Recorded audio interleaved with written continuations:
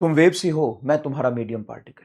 तुम वेव सी हो, मैं तुम्हारा मीडियम पार्टिकल। तुम आती हो मेरे जिंदगी में, मेरा यूज करती हो, मैं अपने मीन पोजीशन पे आगे पीछे ऑसिलेट करता रहता हूं और तुम मेरा यूज करके आगे निकल जाती हो। आइए, आज हम पढ़ने वाले हैं वेव मोशन। पहले ग्रेविटेशन का रिवीजन आप लोगों ने बहुत अच्छे से किया है। बहुत अच्छे तरीके से कंटेंट उसमें इस तरीके से सिंक्रोनाइज करके दिया है कि मैक्सिमम लोगों को बेनिफिट हुआ होगा। अब उसमें कुछ चीजें आपकी बची हुई हैं, जैसे कि क्वेश्चन प्रैक्टिस या डाउट। उसके लिए मैंने संघर्ष असाइनमेंट अपलोड कर दिया है, वो आप एक बार कर लीजिए, उसके सॉल्यूशन भी देख लीजिए। 90% चीजें आप वहां से समझ ले जाएंगे। एक सेशन रखेंगे जिसमें आपके सारे डाउट्स वगैरह मैं कवर कर दूंगा। मैं बोल रहा हूं, रिकॉर्डेड लेक्चर तुम अगर पढ़ने वाले बच्चे हो तो तुम ये जरूर ये मानोगे कि रिकॉर्डेड लेक्चर फार फार फार बेटर देन एनीथिंग। क्योंकि अच्छा, वो भी पुराना लेक्चर नहीं दे रहा हूं मैं, अपडेटेड सिलेबस के अकॉर्डिंग अपडेटेड चीजें नई रिकॉर्ड करके आपको दे रहा हूं। ऐसा तो है नहीं ना कि पुरानी चीजें मैं आपको दे रहा हूं, नया चीज दे रहा हूं ना।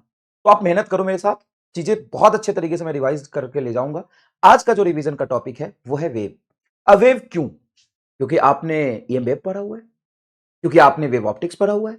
तो सबसे ज्यादा रिलेटेबल मुझे आप बताइए, centre of mass and collision हो जाएगा, लॉज ऑफ मोशन हो जाएगा, या वेव होगा? क्योंकि उसमें जो चीजें आपने पढ़ा है वही चीजें तो पहले पढ़नी है ना भाई। वेव इक्वेशन क्या होता है, वेव कहां जा रहा है कैसे देखते हैं, लॉन्गिट्यूडनल ट्रांसवर्स वेव क्या होता है, उसके बाद वेव में एनर्जी कैसे ट्रेवल करती है, साउंड वेव की स्पीड क्या है। तो उसके लिए काइनेमेटिक्स पढ़ना, रोटेशन पढ़ना जरूरी नहीं है। अगर आपने वेव पढ़ा हुआ है, एसी पढ़ा हुआ है और आपने वेव ऑप्टिक्स पढ़ा हुआ है तो चीजों को बहुत अच्छे से रिलेट करके आप समझेंगे। तो ये वही ड्यूरेशन है, पहले दिया था 2 घंटे का, ये 1 घंटे 45-50 मिनट का लेक्चर है। आपको आता है तो भी देखना है, नहीं आता तो भी देखना है, थोड़ा थोड़ा आता है तो भी देखना है, बिल्कुल जीरो तो भी देखना है। और एक बार इसको देखिए, फिर इसके हम डाउट सेशन रखेंगे। बेटा, कंटेंट बहुत अच्छे समझना बहुत जरूरी है, और इसके लिए सुकून से आपका समझना और सुकून से मेरा पढ़ाना बहुत जरूरी है। ठीक है? और रिवीजन में अगर मैं इंटरेक्ट कर करके पढ़ाऊंगा, 10 तरीके की बातें करूंगा, 4 एग्जाम्पल दूंगा, तो वो नहीं। तुम्हारे दिमाग तक चीजों को बिठाने का काम मैं अपने तरीके से करूंगा तो बेहतर होगा, और तुम बहुत फोकस से पढ़ोगे तो तुमको बहुत फायदा। ठीक है?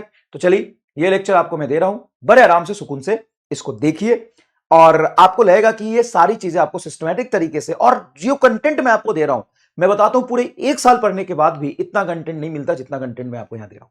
ठीक है? उसके बाद क्वेश्चन प्रैक्टिस के लिए हम पढ़ेंगे ना। 200% थ्योरी कवर है, क्वेश्चन प्रैक्टिस भी है, वो इसमें हो जाएगा। बाकी संघर्ष असाइनमेंट दूंगा, उसके सॉल्यूशन दूंगा। और नया संघर्ष असाइनमेंट आपका 12th का चल ही रहा है, और 11th का भी संघर्ष असाइनमेंट चल रहा है। बता क्या चाहिए? जो चाहिए वो मैं दूंगा, घबरा मत, सब आएगा, लेकिन सही समय पर और धीरे धीरे ही आएगा, सब अचानक से नहीं आ जाएगा। ठीक है? चलिए शुरू करते हैं। तो आज क्या क्या पढ़ेंगे, सबसे पहले क्या क्या पढ़ने वाले वो हम लिख लेते हैं। तो वेव इक्वेशन समझेंगे, टाइप ऑफ वेव समझेंगे। पहले तो क्या समझेंगे? टाइप ऑफ वेव, वेव कितने तरह के होते हैं, ये वाली चीज समझेंगे। उसके बाद हम समझेंगे वेव इक्वेशन क्या होता है। बेटा, ये भी पता होना चाहिए, इसका भी रिवीजन कर ले भाई, कि टॉपिक क्या क्या है, तभी तो सीक्वेंस दिमाग में बैठेगा, तभी तो कंसेप्ट तह पे तह लगा के बैठा पाओगे। अच्छा, वेव इक्वेशन हो गया।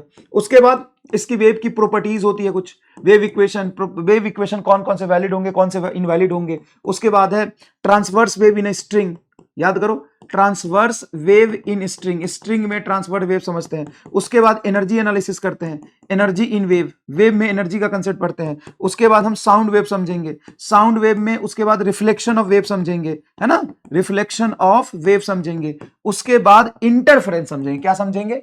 इंटरफेरेंस समझेंगे, इंटरफेरेंस ऑफ वेव समझेंगे। इंटरफेरेंस ऑफ वेव समझने के बाद स्टेशनरी वेव समझेंगे, स्टेशनरी वेव समझेंगे। उसके बाद स्टेशनरी वेव इन स्ट्रिंग समझेंगे, क्या समझेंगे? स्टेशनरी वेव इन स्ट्रिंग समझेंगे। उसके बाद हम ऑर्गन पाइप समझेंगे, ऑर्गन पाइप समझेंगे। ऑर्गन पाइप के बाद सोनोमीटर वायर पढ़ेंगे, सोनोमीटर वायर पढ़ेंगे। उसके बाद इंड करेक्शन पढ़ेंगे, क्या पढ़ेंगे? एंड करेक्शन पढ़ेंगे। उसके बाद बीट फ्रीक्वेंसी पढ़ेंगे। तो ऐसा नहीं कि टॉपिक बहुत छोटा सा, लेकिन आपके दिमाग में इतने अच्छे से मैंने सेट किया हुआ है सारी चीजें कि मैं बोलता जाऊंगा और स्मूथली तुम्हारे दिमाग में सारी चीजें सेट होता जाएगा। वैसे टॉपिक लिखा इसलिए राइटिंग खराब है, राइटिंग अच्छी भी होगी।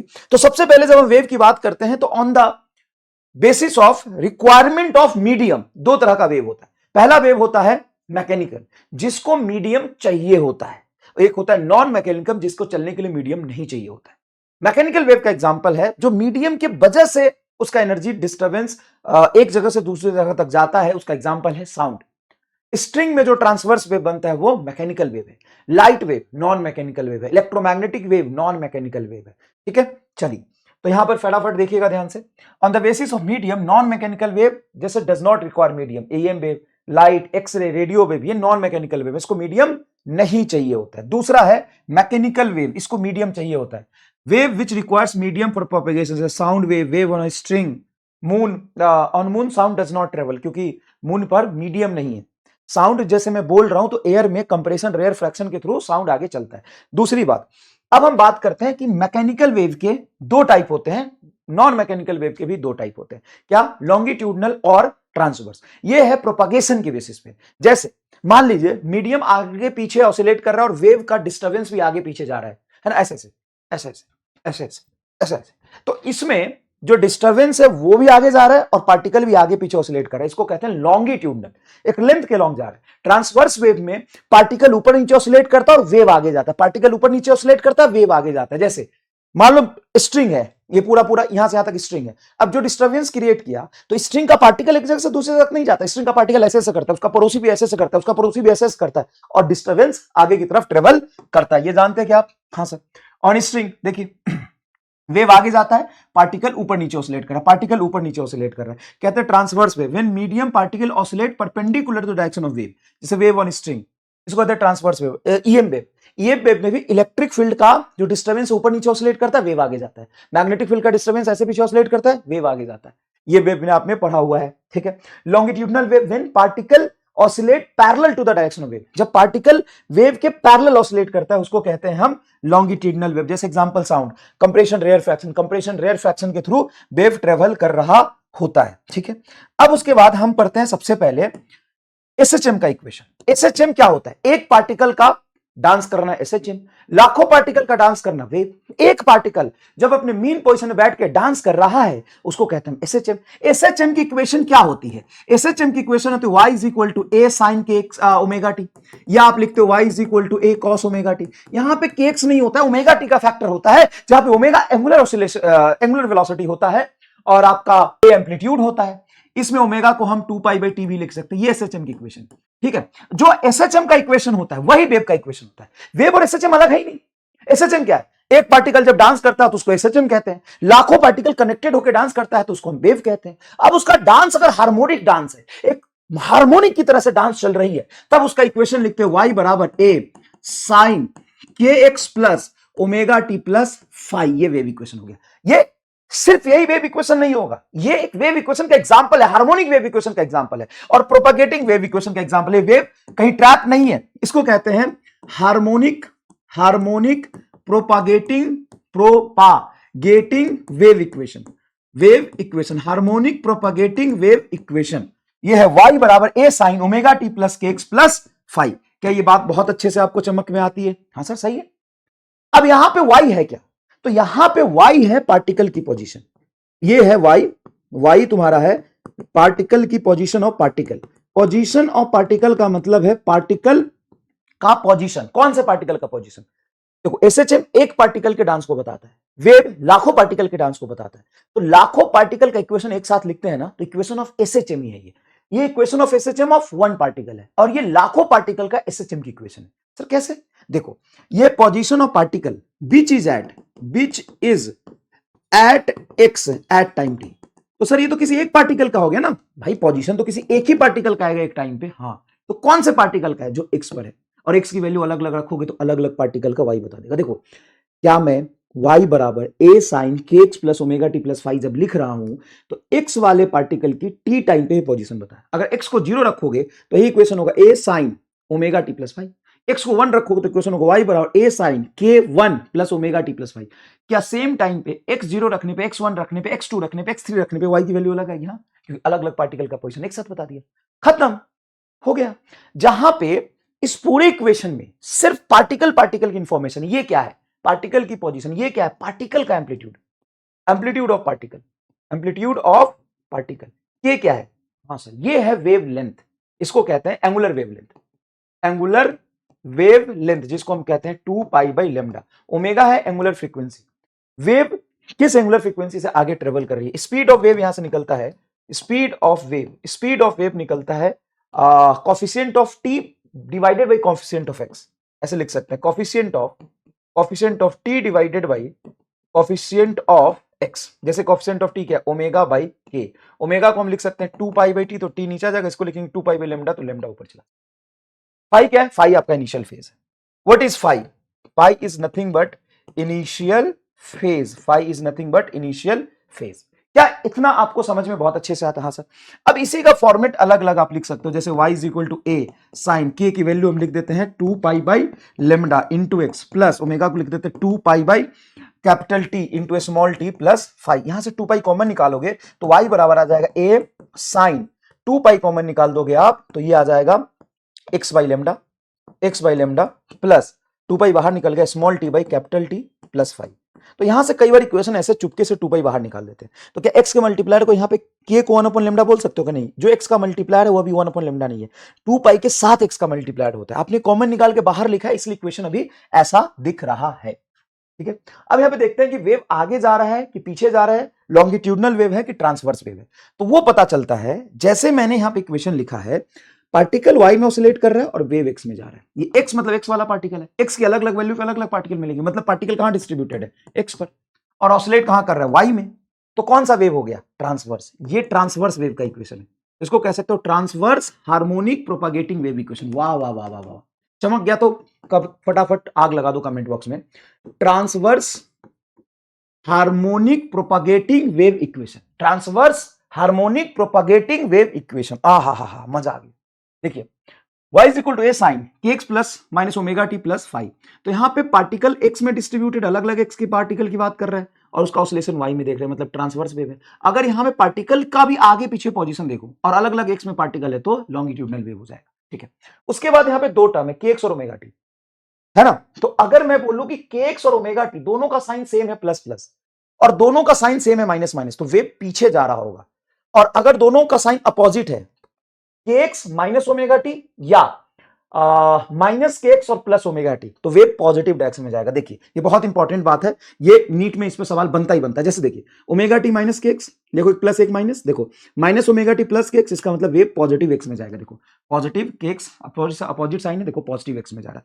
अगर दोनों प्लस है या दोनों माइनस है तो वेव कहां जाएगा, वेव निगेटिव एक्स एक्सिस में जाएगा। क्या इतनी बात बहुत अच्छे से क्लियर है? हाँ सर ये बहुत अच्छे से क्लियर है। मैंने यहाँ पे वेव इक्वेशन बहुत सारे लिख दिए। सबसे पहले पहचानो कि ट्रांसवर्स है कि लॉन्गिट्यूडनल। देखो ये y में, ये z में, ट्रांसवर्स ये y में, ये y में, लॉन्गिट्यूडनल। देखो ये x में, ये z में, ट्रांसवर्स ये z में, ये z में, लॉन्गिट्यूडनल। ये x में, ये y में, ट्रांसवर्स ये x में, ये x में, लॉन्गिट्यूडनल। बोलो मजा आ गया कि नहीं? अब वेव कहां जा रहा है कैसे पता चलोगे? तो पार्टिकल किधर ऑसिलेट कर रहा है, तो पार्टिकल जो ऑसिलेट करता है ना वो इससे पता चलता है, y में, यहां कहां y में, यहां कहां x में, यहां कहां z में, यहां कहां x में, यहां कहां x में, ये पार्टिकल का ऑसिलेशन। वेव कहां जाएगा वो इससे पता चलता है। तो वेव कहां जा रहा है, z में किधर, प्लस z में। कैसे पता चला प्लस z एक्सिस में? क्योंकि दोनों का साइन अपोजिट है। देखो दोनों का साइन सेम है तो y में, माइनस y में, और दोनों का साइन अपोजिट है तो प्लस z में, दोनों का साइन सेम है तो माइनस z में, दोनों का साइन सेम है तो माइनस y में, और दोनों का साइन अपोजिट है तो प्लस x में। और देखो ये x में और x में तो लॉन्गिट्यूडनल, x y तो transverse, z z longitudinal, z x transverse, y y longitudinal, y z transverse. Feel आ गई कि नहीं? 100% बताओ। मैंने कितने मिनट पढ़ाया? 10 मिनट पढ़ा दिया सारी चीज, पूरी फील के साथ आपको सारा चीज रिवाइज करा। दूसरी बात, जब ये वेव मैंने एक फॉर्म बनाए रेट्रो एंड केस्ट के टर्म्स में, तो यहां पर जो पार्टिकल है एग्जैक्टली ये पार्टिकल इसके फेज में नहीं है, क्योंकि ये पार्टिकल अपने मीन पे है, ये पार्टिकल अपने एक्सट्रीम पे है। ये देखो पार्टिकल ऊपर नीचे ऑसिलेट कर रहा है, अभी पार्टिकल है, थोड़ी देर बाद पार्टिकल यहाँ पे कहीं होगा, यहाँ कहीं होगा, यहाँ कहीं, यहाँ, ये पार्टिकल ऊपर नीचे, ये भी पार्टिकल ऊपर नीचे, ये भी पार्टिकल ऊपर नीचे, ये भी पार्टिकल ऊपर नीचे, ये भी पार्टिकल ऊपर नीचे, ये भी पार्टिकल ऊपर नीचे, ये भी पार्टिकल ऊपर नीचे। तो कौन सा दो पार्टिकल सेम फेज में? ये वाला पार्टिकल और ये वाला पार्टिकल सेम फेज में होता है। आपने ये वेव में भी पढ़ा है, वेव ऑप्टिक्स में भी सेम पढ़ते हैं, एसी में भी पढ़ते हैं। देखो तो एक जनरल लेसन निकलता है जिसको मैं कहता हूं, एमआर स्टार बॉक्स में लिख देता हूं, ये आपको याद रहना चाहिए। क्या? फेज डिफरेंस बटा टोटल, फेज डिफरेंस बटा total phase angle 2 pi, phase difference delta phi by 2 pi, delta x by lambda, delta t by capital T, ऐसे लिखते हैं। देखो पाथ डिफरेंस डेल्टा एक्स बटा total path difference lambda is equal to phase difference delta phi divided by total phase 2 pi. Clear है? 2 पाई को यहां ले जाओगे तो डेल्टा फाई बराबर 2 पाई को यहां ले जाओगे तो 2 पाई बाई लेमडा, देखो 2 pi by lambda into delta x, 2 pi by lambda को के कह सकते हैं, तो फेज डिफरेंस बराबर के इंटू डेल्टा एक्स होता है। जहां पे ये है फेज डिफरेंस, देखिए ध्यान से, ये है फेज डिफरेंस और ये है आपका पाथ डिफरेंस। ये रिलेशन बहुत अच्छे से आपको पता होना चाहिए, ये बहुत बार यूज होता है। कितनी बार यूज होता है? बहुत बार यूज होता है। ये कैसे यूज होता है? बहुत बार, देखिएगा ध्यान से।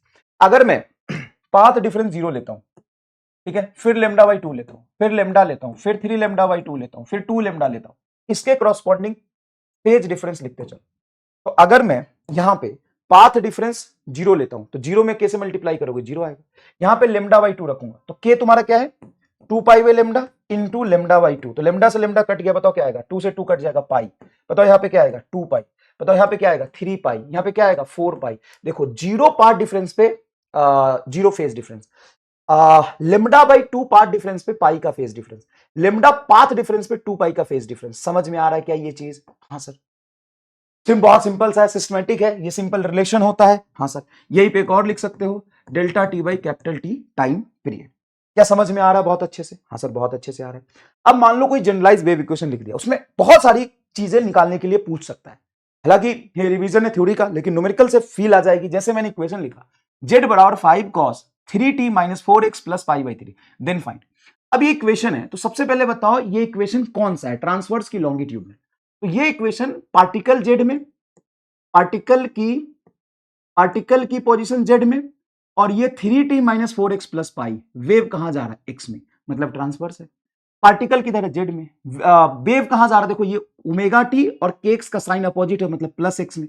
बताओ, ये तीनों चीज बहुत अच्छे समझ में आई। पार्टिकल का एम्पलीट्यूड ये रहा ए 5 मीटर, एंगुलर फ्रीक्वेंसी जो टी का मल्टीप्लायर होता है 3, एंगुलर वेव नंबर जो एक्स का मल्टीप्लायर होता है के। देखो यहाँ पे 2 पाई नहीं है, तो सिंपल यही टी और एक्स का मल्टीप्लायर के और तुम्हारा वो आ जाएगा। अगर तुम्हें ओमेगा पता चल गया, ओमेगा को 2 पाई बाई टी लिख दोगे तो यहां से टाइम पीरियड पता चल जाएगा, फ्रीक्वेंसी पता चल जाएगा।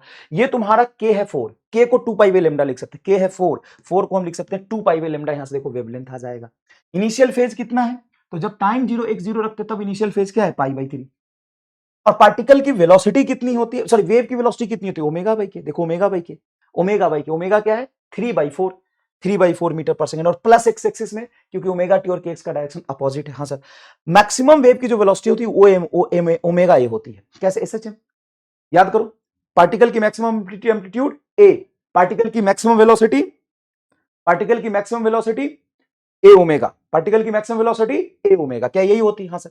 Find position of the particle at t is equal to 0, x is equal to 0, या find position of the particle at t0 x1, या find position of the particle t1 x1। क्या ये t की value और x की value कुछ भी रख के यहाँ पे पार्टिकल की पोजीशन पूछेगी? हाँ, कैसे निकालेंगे? तो यही तो पार्टिकल की पोजीशन है। ये क्या है? ये पोजीशन ऑफ द पार्टिकल ही तो है, पोजीशन ऑफ पार्टिकल ही तो है। ये क्या है? पोजीशन ऑफ द पार्टिकल ही तो है। क्या बात समझ में आ गई? क्या बात समझ में आ गई? हाँ सर, बात समझ में आ गई। एक मिनट रुकिएगा, बात समझ में आ गई। चलिए अब देखिए, अगर मैं आपसे पूछूं maximum acceleration of the particle, तो ओमेगा स्क्वायर है। अभी कैसे आ रहा है मैक्सिमम एक्सीलरेशन, ये आपको समझाते हैं। सबसे पहले देखिए एक्सीलरेशन ऑफ द वेव क्या होगा। तो वेव की जो वेलोसिटी अपनी निकाली है वो टाइम डिपेंडेंट है कि कांस्टेंट है? सर वेव की वेलोसिटी कांस्टेंट है। क्या है? वेव की वेलोसिटी कांस्टेंट है। वेव की वेलोसिटी क्या है? कांस्टेंट है। इसीलिए वेव की वेलोसिटी कांस्टेंट है, इसलिए उसका एक्सीलरेशन क्या हो जाएगा? 0। एक मिनट रुकिएगा बस।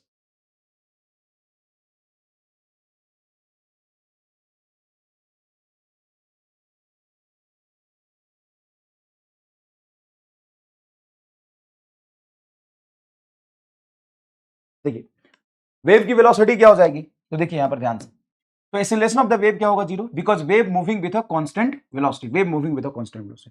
Find velocity of the particle which is at x0 t is equal to pi by 3। जैसे मान लो वेव इक्वेशन दे दिया, हमें पूछ रहा है पार्टिकल की वेलोसिटी बताओ, वेव की नहीं, वेव की वेलोसिटी ओमेगा बाई के करेंगे, पार्टिकल की वेलोसिटी तो जी dz बाई dt कर देंगे। dz बाई dt करोगे मतलब इसका t के साथ डिफरेंशिएशन, तो 5 कांस्टेंट बाहर, cos समथिंग का डिफरेंशिएशन sin समथिंग, और 3t का डिफरेंशिएशन आएगा 3, और इसमें टाइम डिपेंडेंट नहीं, इसका हो जाएगा 0। देखो 3। अब इसमें टाइम को क्या रखना है? पाई बाई 3, एक्स को रखना है 0। तो तुमने एक्स को 0 रख दिया, टी को पाई बाई 3 रख दिया, सॉल्व करके ये आंसर आ जाएगा। क्लियर है? जो भी आ रहा होगा यहाँ पे थोड़ा लेंथी बैठ रहा है, लेकिन इसको ज्यादा ध्यान देने की जरूरत नहीं है। तो सबसे पहली बात ये बताओ कि अगर इक्वेशन ये लिखा हुआ है y is equal to A sine के x plus minus omega T plus 5, अब इससे मैं तुमको 50 चीजें पूछूं, क्या तुम निकाल दोगे बड़े यार प्यार से? क्या निकाल दोगे, एम्पलीट्यूड निकाल दोगे, ओमेगा निकाल दोगे, के निकाल दोगे, वेलोसिटी ऑफ वेव निकाल दोगे, वेलोसिटी ऑफ पार्टिकल निकाल दोगे। हाँ, अब यहां पे डिफरेंशिएट करके अगर मैं dy by dt निकालू तो वेलोसिटी ऑफ पार्टिकल ही तो आएगा। क्या आ जाएगा बताओ? तो आएगा ए साइन का डिफरेंशिएशन कॉस के एक्स का टी के साथ डिफरेंस 0, ओमेगा टी का ओमेगा बाहर इंटू कॉस के x plus minus omega T plus 5, ये आ गया कुछ। ठीक है सर, माइनस ओमेगा नहीं, माइनस हटा देते यहां से, मैं तो ऐसी जनरल इक्वेशन लिख रहा था, अगर यहां माइनस होता तो माइनस आ जाता, उससे कोई दिक्कत नहीं है। ठीक है, अब मैं अगर पार्टिकल की मैक्सिमम वेलोसिटी पूछूं, पार्टिकल की मैक्सिमम वेलोसिटी पूछूं तो क्या ए ओमेगा आएगा? यस सर, पार्टिकल की मैक्सिमम वेलोसिटी क्या आ गया? ओमेगा, क्योंकि कॉस की मैक्सिमम वैल्यू क्या होती है 1, तो ये याद रखना है। एसएचएफ भी यही होता है। हाँ, तो पार्टिकल एसएचएम ही तो कर रहा है। और ये सर बहुत बढ़िया। अच्छा, वेलोसिटी ऑफ वेव क्या होता है? सर वेलोसिटी ऑफ वेव होता है ओमेगा बाई के। हाँ सर, होता है ओमेगा बाई के। तो यहां से मैं के से मल्टीप्लाई, के से डिवाइड कर दूं तो पार्टिकल की maximum velocity A omega by के इंटू के, तो ओमेगा बाई के वेलोसिटी ऑफ वेव। हाँ, तो पार्टिकल की मैक्सिमम वेलोसिटी होगा ए के इंटू वेलोसिटी ऑफ वेव, ए के वी, ए के वी, पार्टिकल की मैक्सिमम वेलोसिटी ए के वी, पार्टिकल की मैक्सिमम वेलोसिटी ए के वी। बताओ मजा आ गया कि नहीं? Yes sir. अब सुनो ध्यान से, अगर ये y बराबर ए साइन के x minus omega T plus 5, अगर मैं इसी को डिफरेंशिएट कर दूं x के साथ और t के साथ, उसको डिवाइड कर दूं, तो एक इक्वेशन निकल के आता है, velocity of particle is equal to, सुनिएगा ध्यान से, velocity of particle is equal to minus velocity of wave into dy by dx, ये निकल के आता है। क्या ये डायमेंशनली सही है? हाँ, डायमेंशनली सही है। ये क्या बताता है? ये बताता है कि अगर कोई लॉन्गिट्यूडनल या ट्रांसवर्स वेव कुछ भी है, तो ये वेव फॉर्म का जो स्लोप है, वो वेव मान लीजिए आगे जा रहा है, वेलोसिटी ऑफ वेव तुम्हारा पॉजिटिव में, तो पार्टिकल ऊपर नीचे ऑसिलेट कर रहा होगा क्योंकि ये ट्रांसवर्स वेव है। हाँ, तो मान लो यहाँ पे पार्टिकल है, तो पूछेगा ये ऊपर जा रहा है कि नीचे जा रहा है, ये पूछे, तो उसमें वेलोसिटी ऑफ वेव आपको बता देगा, dy by dx slope of wave. ये देखो यहाँ टेंजेंट खींचेंगे तो ये y है और ये x है, तो ये क्या आ जाएगा? dy by dx। यहां से आपसे पूछेगा कि वेलोसिटी ऑफ पार्टिकल और वेलोसिटी ऑफ वेव में ये रिलेशन, तो इसको हम यूज कभी नहीं करेंगे। अच्छा, इस यूज करके दो चार चीजें यहाँ पे बहुत अच्छी निकालते हैं। जैसे मान लो कि मैं पूछूं कि एक पार्टिकल यहाँ पे ए, एक पार्टिकल यहाँ पे बी और एक पार्टिकल यहाँ पे सी। मान लो पार्टिकल ऊपर नीचे ऑसिलेट कर रहा है और वेव आगे जा रहा है, पार्टिकल ऊपर नीचे ऑसिलेट कर रहा है, वेव आगे जा रहा है। अब मैं तुमसे अगर पूछूं कि मैंने एक पार्टिकल ए यहां बनाया, बी यहां बनाया, सी यहां बनाया, सबसे ज्यादा स्पीड किसका है? ए का, क्योंकि स्लोप सबसे ज्यादा ए पर है। सबसे कम स्पीड किसका होगा? सी का, क्योंकि जो पार्टिकल अपने एक्सट्रीम पर है वो रुकेगा तभी तो नीचे आएगा, तो वेलोसिटी ऑफ सी इज 0। अरे हाँ सर, सही कह रहे हो। और वैसे भी पार्टिकल एक्सट्रीम पर है, देखो ये पार्टिकल ऊपर नीचे ऑसिलेट कर रहा है, ये पार्टिकल ऐसे ऊपर नीचे कर रहा है, ये पार्टिकल ऊपर नीचे कर रहा है, तो अभी जो है बी पार्टिकल वो कहां जा रहा होगा? तो अगर इस इक्वेशन से देखोगे तो velocity of particle at B बराबर माइनस फॉर्मूले का। हाँ, अब वेलोसिटी ऑफ वेव तुम्हारा पॉजिटिव है तो इसको पॉजिटिव लिख दो, आगे जा रहा है पॉजिटिव एक्स एक्सिस में। यहाँ पे स्लोप क्या है सर? बी का स्लोप देखोगे तो निगेटिव आएगा, तो निगेटिव है, तो निगेटिव निगेटिव पॉजिटिव और पॉजिटिव, मतलब वेलोसिटी ऑफ पार्टिकल बी पर पॉजिटिव आ रहा है। पॉजिटिव मतलब ये ऊपर की तरफ जा रहा होगा, तो ये पार्टिकल ऊपर की तरफ जा रहा है। अच्छा सर, ये समझ आ गया। अबे नहीं समझना था। इसको निकालने का एक दूसरा तरीका बहुत आसान है। सर क्या? यही तुम्हारा इक्वेशन था ना? हाँ सर, यही था। मान ले ये तुम्हारा, सॉरी, यही तुम्हारा वेव फॉर्म था ना? हाँ सर, यही था। अब मान ले इस वेव फॉर्म को मैं नीचे बना देता हूं, मान ले इस वेव फॉर्म को मैं नीचे बना लेता हूं। सर बना लीजिए, कोई दिक्कत नहीं। इस वेव फॉर्म को मैंने नीचे बना लिया, ठीक है भाई, कोई दिक्कत नहीं? सर कोई दिक्कत नहीं है, आप कह रहे हो तो वेव फॉर्म नीचे बना लिया। अब मैं कह रहा हूं कि वेव अगर पॉजिटिव एक्स एक्सिस में जा रहा है तो थोड़ी देर बाद यही वेव थोड़ा सा आगे शिफ्टेड होगा। हाँ, तो थोड़ा सा आगे शिफ्टेड बना लो, यहां से आगे शिफ्टेड बना लो, ये पार्टिकल तो हिलेगा नहीं थोड़ी देर तक, तो क्या ऐसा वेव इक्वेशन होगा? डॉटेड लाइन जो है क्या आगे शिफ्टेड हो गया? हाँ, अगर ये डॉटेड लाइन आगे शिफ्टेड हो गया तो बताओ सी कहां गया? कहीं नहीं गया। बी कहां जाएगा? यहां पहुंचेगा। ए कहां जाएगा? कहीं यहां पहुंचेगा।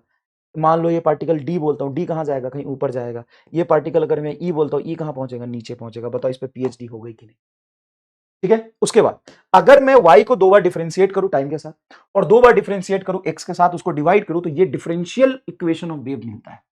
ये क्या है? ये है डिफरेंशियल इक्वेशन ऑफ वेव। जैसे डिफरेंशियल इक्वेशन ऑफ एसएचएम क्या होता है? तो डिफरेंशियल इक्वेशन ऑफ एसएचएम ये होता है, देखो acceleration, acceleration is equal to minus omega square x, ये होता है। हाँ, होता है सर। एक्सेलरेशन को क्या लिख सकते हो? Double differentiation of x with respect to time is equal to minus omega square x. इसको कहते हैं डिफरेंशियल इक्वेशन ऑफ एसएचएम। क्या कहते हैं गुरु? सर कहते हैं डिफरेंशियल इक्वेशन ऑफ एसएचएम, इसको कहते हैं डिफरेंशियल इक्वेशन ऑफ एसएचएम। आप चाहो तो इसको इधर ले जाओगे तो यही तो एक्सेलरेशन है। उसी तरीके से डिफरेंशियल इक्वेशन ऑफ वेव आता है, double differentiation of y with respect to time is equal to double differentiation of y with respect to x। अब देखो डायमेंशन सही है क्या? डी का तो कोई डायमेंशन होता नहीं, ये वाई है तो आई है, सही है, ये टी स्क्वायर है तो यहां भी एक टी स्क्वायर आना चाहिए, कैसे आएगा, तो वेलोसिटी ऑफ वेव का होल स्क्वायर लिख दो, ये इक्वेशन सही है। अब ये होता है डायमेंशनली पहले वेरीफाई करो, ये है डिफरेंशियल इक्वेशन ऑफ वेव। कोई भी पार्टिकल एसएचएम के इक्वेशन को तभी सेटिस्फाई करेगा जब उसको यहां पे पुट करोगे, डबल डिफरेंशिएशन करोगे, ओमेगा स्क्वायर एक साथ, तभी एसएचएम का इक्वेशन बनेगा। कोई भी वेव इक्वेशन तभी सेटिस्फाई होगा जब इस y को 2 बार डिफरेंशिएट करो टाइम के साथ और सॉल्व करके वेलोसिटी ऑफ वेव का होल स्क्वायर और y को 2 बार डिफरेंशिएट करो x के साथ पुट करोगे। जैसे y को इक्वेशन है, यहाँ y पुट करो 2 बार टाइम के साथ डिफरेंशिएट करके लिखो, बराबर velocity of wave, y put करो 2 बार डिफरेंशिएट करके x के साथ लिखो, ये दोनों बराबर आने चाहिए। देखो यही है क्या, देखो double difference y with time, double difference y with respect to x और वेलोसिटी ऑफ वेव का होल स्क्वायर। सर कभी कभी नीचे भी लिखा हो जाता है, हम कंफ्यूज हो जाते हैं, तो हमेशा डायमेंशन मल्टी देखो देखो d y square d square, ऊपर डायमेंशन कट गया, हाँ सर नहीं है डायमेंशन लेस हो गया, देखो ना दोनों तरफ डी का कोई डायमेंशन होता नहीं, वाई से वाई डायमेंशन लेस, हाँ सर इधर टाइम का स्क्वायर है, इधर एक्स का स्क्वायर है, तो क्या इधर भी नीचे टाइम का स्क्वायर आना चाहिए। स्पीड लिख दो, स्पीड होता है डिस्टेंस अपॉन टाइम, स्क्वायर करोगे distance call square time call square, time से टाइम कटेगा, डिस्टेंस से डिस्टेंस कटेगा, डायमेंशन मैच करके। और अगर तुम इधर लिखते हो तो अब देखो y बटा एक्स स्क्वायर, हाँ सर यहाँ टाइम है, हाँ यहाँ टाइम है, तो वेलोसिटी ऑफ वेव यहाँ लिखो, तो वेलोसिटी ऑफ वेव यहाँ लिखोगे तो x बाई टी का होल स्क्वायर, तो एक्स स्क्वायर टी स्क्वायर से टी स्क्वायर कट जाएगा। तो क्या डायमेंशनली वेरीफाई करके इसको समझना बहुत बहुत बहुत आसान है। हाँ अब जरूरी नहीं कि सारे वेव इक्वेशन हार्मोनिक ही हो, कुछ ऐसे भी वेव इक्वेशन होते हैं जो नॉन हार्मोनिक होगा, किसी एक पर्टिकुलर रीजन में होगा, ठीक है। तो वेव इक्वेशन कौन से होंगे ये कैसे पता करते हैं, तो सबसे पहली बात वेव इक्वेशन वही सही होंगे जो इस डिफरेंशियल इक्वेशन को फॉलो करेंगे, पहली बात। दूसरी बात, वेव इक्वेशन वही सही होंगे जिसमें वेव में जो पार्टिकल ऑसिलेट कर रहा है वो किसी भी टाइम पर या किसी भी एक्स पर बैठा हुआ पार्टिकल इंफिनिटी को अप्रोच ना करे। ऐसा हो सकता है कि एक डिस्टर्बेंस है जिसका एम्पलीट्यूड इनफाइनाइट है, नहीं सर नहीं हो सकता, एम्पलीट्यूड इनफाइनाइट कैसे होगा, एम्पलीट्यूड तो हमेशा फाइनाइट रहता है, हाँ सर एम्पलीट्यूड तो फाइनाइट रहता है, तो ध्यान से देखिए y must be finite at all x। उसके बाद जो वेव इक्वेशन का फॉर्मेट है बहुत आसान है, खास बात नहीं है, जो वेव इक्वेशन का फॉर्मेट है वो kx प्लस ओमेगा टी के फॉर्मेट में होना चाहिए। ये बहुत एनालिसिस करने के बाद डायरेक्ट आपको रिजल्ट बता रहे हैं, तो ध्यान रखना। अगर कहीं भी kx प्लस ओमेगा टी का होल स्क्वायर होगा चलेगा, रूट हो जाएगा तो भी चलेगा। यहां पे अगर मैं ये भी कर दूं कि function of kx plus omega t का पावर हाफ तो भी चलेगा, लेकिन x और t में अंदर स्क्वायर नहीं होना चाहिए। क्लियर है, ठीक है। Must be continuous out point, जो वेव है ऐसा नहीं होना चाहिए कि यहाँ पे एम्पलीट्यूड जीरो, यहाँ पे एम्पलीट्यूड इनफाइनाइट, यहाँ पे जीरो, यहाँ पे फाइनाइट, यहाँ पे इनफाइनाइट, कंटिन्यूअसली उसका वेरिएशन होना चाहिए। y must be single valued at x and t, तो किसी x और t की वैल्यू के पर्टिकुलर x और t के वैल्यू के लिए एक ही y आना चाहिए, ऐसा नहीं कि क्वाड्रेटिक इक्वेशन बन रहा, इसलिए एक्स स्क्वायर टी स्क्वायर को हम इंक्लूड करते हैं। y must not be infinite, y infinite नहीं होना चाहिए। देखो y ऐसा नहीं होगा कि टाइम बढ़ने पे y लगातार बढ़ता जा रहा है, ऐसा फंक्शन अगर है तो गलत है। y बढ़ने पर अगर टाइम बढ़ने पर y अगर घट रहा है, किसी बाउंडेड रीजन में डिफाइंड हो रहा है, तो वो सही हो जाएगा। सर समझ में आया, तो ये मैंने कुछ वेव इक्वेशन लिखे हैं जो सिंपल एकदम नीट रिलेवेंट है, क्या वो पॉसिबल है क्या पॉसिबल नहीं है। तो देखो ये wave equation possible, simple, a sin kx minus omega T के फॉर्मेट में, ये साइन स्क्वायर है तो सही है, एक्स स्क्वायर अंदर कर दिया, या अंदर x square minus omega T square कर दिया, ये गलत है। ये रॉन्ग क्यों है, ये वेव इक्वेशन नहीं हो सकता कि x प्लस ओमेगा टी के फॉर्मेट में तो है। देखो यहां पे एज टी इंक्रीजेस, किसी फिक्स एक्स पर भी, मान लो एट फिक्स एक्स मतलब मान लो किसी एक पर्टिकुलर का पोजीशन मैंने फिक्स कर दिया, वहां के पार्टिकल का as time increases, as t increases, y tends to infinite, तो y क्या हो जाएगा, इनफाइनाइट हो जाएगा। इसीलिए बेटा ये वाला टर्म आपका क्या हो गया, रॉन्ग हो गया। x माइनस 3t ये भी रॉन्ग है, ये रॉन्ग क्यों है सर जी, बताओ। x को अगर तुम 1 रखते हो और t को 1/3 रखते हो, if x is equal to 1 and t is equal to 1/3 second, बताओ तो y क्या आ रहा है, y टेंस टू इनफाइनाइट आ रहा है। तो किसी भी x और किसी भी t पे y इनफाइनाइट नहीं होना चाहिए, ये सही है। ये अगर जीरो भी हो जाएगा ना तो ये सही है। दूसरी बात ये बाउंडेड रीजन में आएगा, ठीक है ना, दूसरी बात ये बाउंडेड रीजन में आएगा, ये सही आएगा तुम। जैसे y is equal to e का power minus kx plus omega t, तो kx प्लस ओमेगा टी का फॉर्मेट, हाँ यहाँ पे जैसे जैसे टाइम बढ़ाते जाओगे किसी पर्टिकुलर x पे तो डिक्रीजिंग फंक्शन है, ये किसी बाउंडेड रीजन में सही हो जाएगा। लेकिन अगर y बराबर ए ई का power plus K x plus omega T है तो ये रॉन्ग हो जाएगा। क्यों, क्योंकि एक्सपोनेंशियल ग्रोथ है, ये एक्सपोनेंशियल डीके एक बाउंडेड रीजन में डीके फंक्शन को दिखा है। टी जीरो एक जीरो रखोगे तो वाई क्या आ जाएगा, ए, देखो ई का पावर जीरो, ए आएगा वाई, और ए से आगे कहीं एक्स और टी पर देखोगे तो डिक्रीजिंग वाई का फंक्शन। समझ में आया, ये तो ये तुमको लग रहा हो गलत है, लेकिन ये सही है। क्यों सही है, क्योंकि y is equal to, sir आपने बोला था एक्स स्क्वायर टी स्क्वायर नहीं होना चाहिए, यहां पे भी कहा है सर, है तो एक्स स्क्वायर टी स्क्वायर, तो एक्स टी भी तो है, तो गलत हुआ ना, नहीं। इसको आप परफेक्ट स्क्वायर में कन्वर्ट कर सकते हो, जैसे x square 9t square plus 6x को लिख सकते हो x प्लस 3t का होल स्क्वायर प्लस 8, ये तुम्हारा ऐसे वेव इक्वेशन हो जाए। तो अगर मैं ऐसा लिखूं y is equal to simple 4/x+3t। तो क्या ये वेव इक्वेशन होगा? क्या ये वेव इक्वेशन होगा? x-3t लिख लेता हूं। ये वेव इक्वेशन तुम्हारा नहीं हो पाएगा। क्यों नहीं हो पाएगा? फिर ये देखो ना, यह किसी पर्टिकुलर पे ये जैसे ही जीरो होगा तो टेंस टू इनफाइनाइट हो जाएगा। नीचे डिनोमिनेटर जीरो हुआ, टेंस टू इनफाइनाइट हो गया, इसीलिए ये क्या हो जाएगा? गलत हो जाएगा। ठीक है, नेक्स्ट। अब हम बात करते हैं energy and power of a transverse equation. जैसे मान लो कि ये एक स्ट्रिंग में हमने वेव ट्रांसवर्स वेव बनाया, ये y है, ये x है और ये ट्रांसवर्स वेव है। ट्रांसवर्स वेव इन स्ट्रिंग, ये किसकी बात कर रहे हैं? Transverse wave in string. ठीक है, ट्रांसवर्स वेव इन स्ट्रिंग। अब थोड़ा अच्छे से समझने की कोशिश करिएगा, बहुत आसान है, कोई खास बात नहीं है। अगर मैं यहां पे किसी एक पार्टिकल की काइनेटिक एनर्जी की बात करता हूं, kinetic energy of a particle, किसी एक पार्टिकल की काइनेटिक एनर्जी की बात करता हूं जो यहां पर है, तो इस पार्टिकल को मैंने यहां पे लिया जो dx मोटाई में, तो इसकी जो काइनेटिक एनर्जी हम डिफाइन करते हैं, उसकी काइनेटिक एनर्जी होता है dke is equal to half mu, क्या लिखा है? हाफ म्यू मास पर यूनिट लेंथ, काइनेटिक एनर्जी होगा हाफ एम बी स्क्वायर ना, half DM into V square, ये काइनेटिक एनर्जी होगा, ये पार्टिकल की स्पीड होगी। तो डी के ही आ जाएगा, डीएम को लिख सकते हैं छोटे से लेंथ में छोटा सा मास। देखो एक पार्टिकल को आइडेंटिफाई और लोकेट करना बहुत मुश्किल है। स्ट्रिंग के डीएक्स मोटाई में ये पार्टिकल हमने माना है, तो डीएक्स मोटाई में पार्टिकल, उसका मास क्या हो जाएगा? मास हो जाएगा half dm, sorry half mu into dx velocity of particle का होल स्क्वायर, जहां पे म्यू है मास पर यूनिट लेंथ, मास पर यूनिट लेंथ, तो ये हो जाएगा डीएम बाई डीएक्स। तो डीएम को क्या लिख सकते हैं? Mu into dx. तो ये काइनेटिक एनर्जी उस पार्टिकल की आ गई। अब यहाँ पे इसका पोटेंशियल एनर्जी भी लिखते हैं, तो बहुत अंदर में डेरिवेशन में नहीं जाना, तुमको बस फील के लिए मैंने बताया था, याद करो कि किसका जो पोटेंशियल एनर्जी आता है पार्टिकल का, वो भी सेम टर्म निकल के आता है, half mu dx into velocity of particle का होल स्क्वायर। यही सरप्राइजिंग बात है। मतलब इस पार्टिकल का जो ऑसिलेट कर रहा है, ये पार्टिकल का kinetic energy and potential energy maximum same time पर होता है, मैक्सिमम सेम टाइम पर होता है, टाइम पर होता है। इसका टोटल एनर्जी कंजर्व नहीं होता। पार्टिकल का टोटल एनर्जी कंजर्व्ड नहीं होता। यहां पे क्या होता है? कंटिन्यूअसली ये वेव है, ट्रैवलिंग वेव है, तो ये एक पार्टिकल ऑसिलेट करके दूसरे पार्टिकल को एनर्जी देता, तभी तो डिस्टर्बेंस और एनर्जी एक जगह से दूसरे जगह पर ट्रेवल कर रहा होता है। अच्छा हाँ सर जी, याद आ गया। बस तुमको इतना ही समझना है कि पार्टिकल का टोटल एनर्जी। अच्छा बताओ, जैसे ये एक्सट्रीम पे पहुंचा यहां पे, तो यहां पे काइनेटिक एंड पोटेंशियल दोनों जीरो होता है जब पार्टिकल एक्सट्रीम पे हो। एट एक्सट्रीम पोजीशन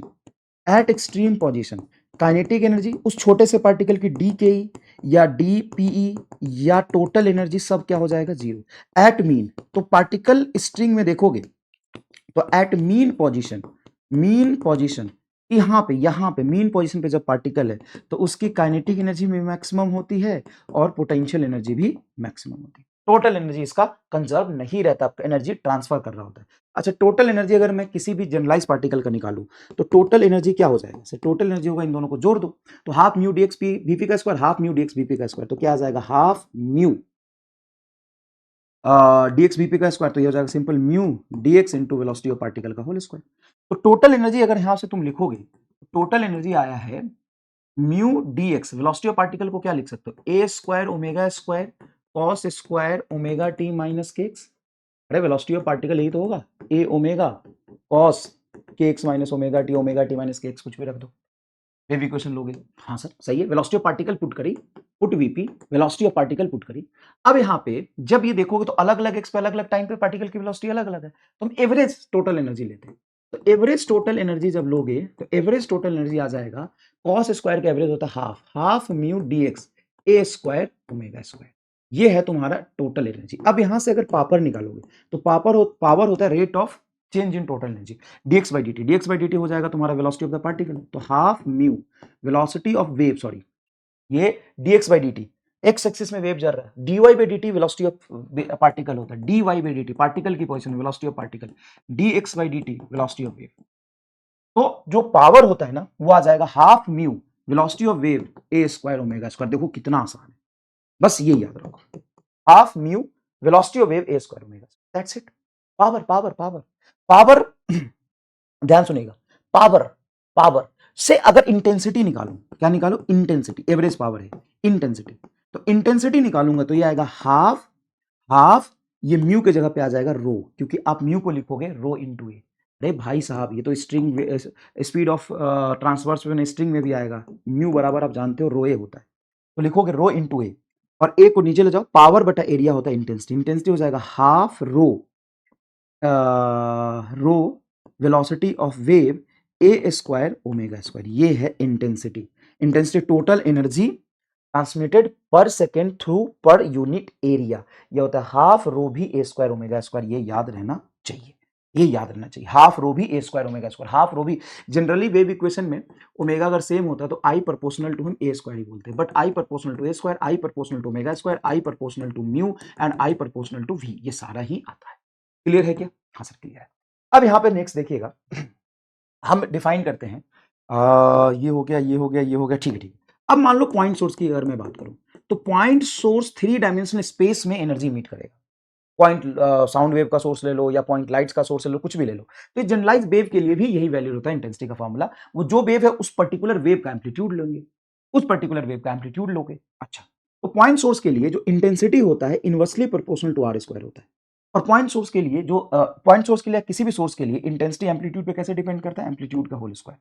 आप कह सकते हो intensity inversely proportional to are square और amplitude inversely proportional to R, किसके लिए, पॉइंट सोर्स के लिए, पॉइंट सोर्स के लिए intensity inversely proportional to r से वेरी करता है।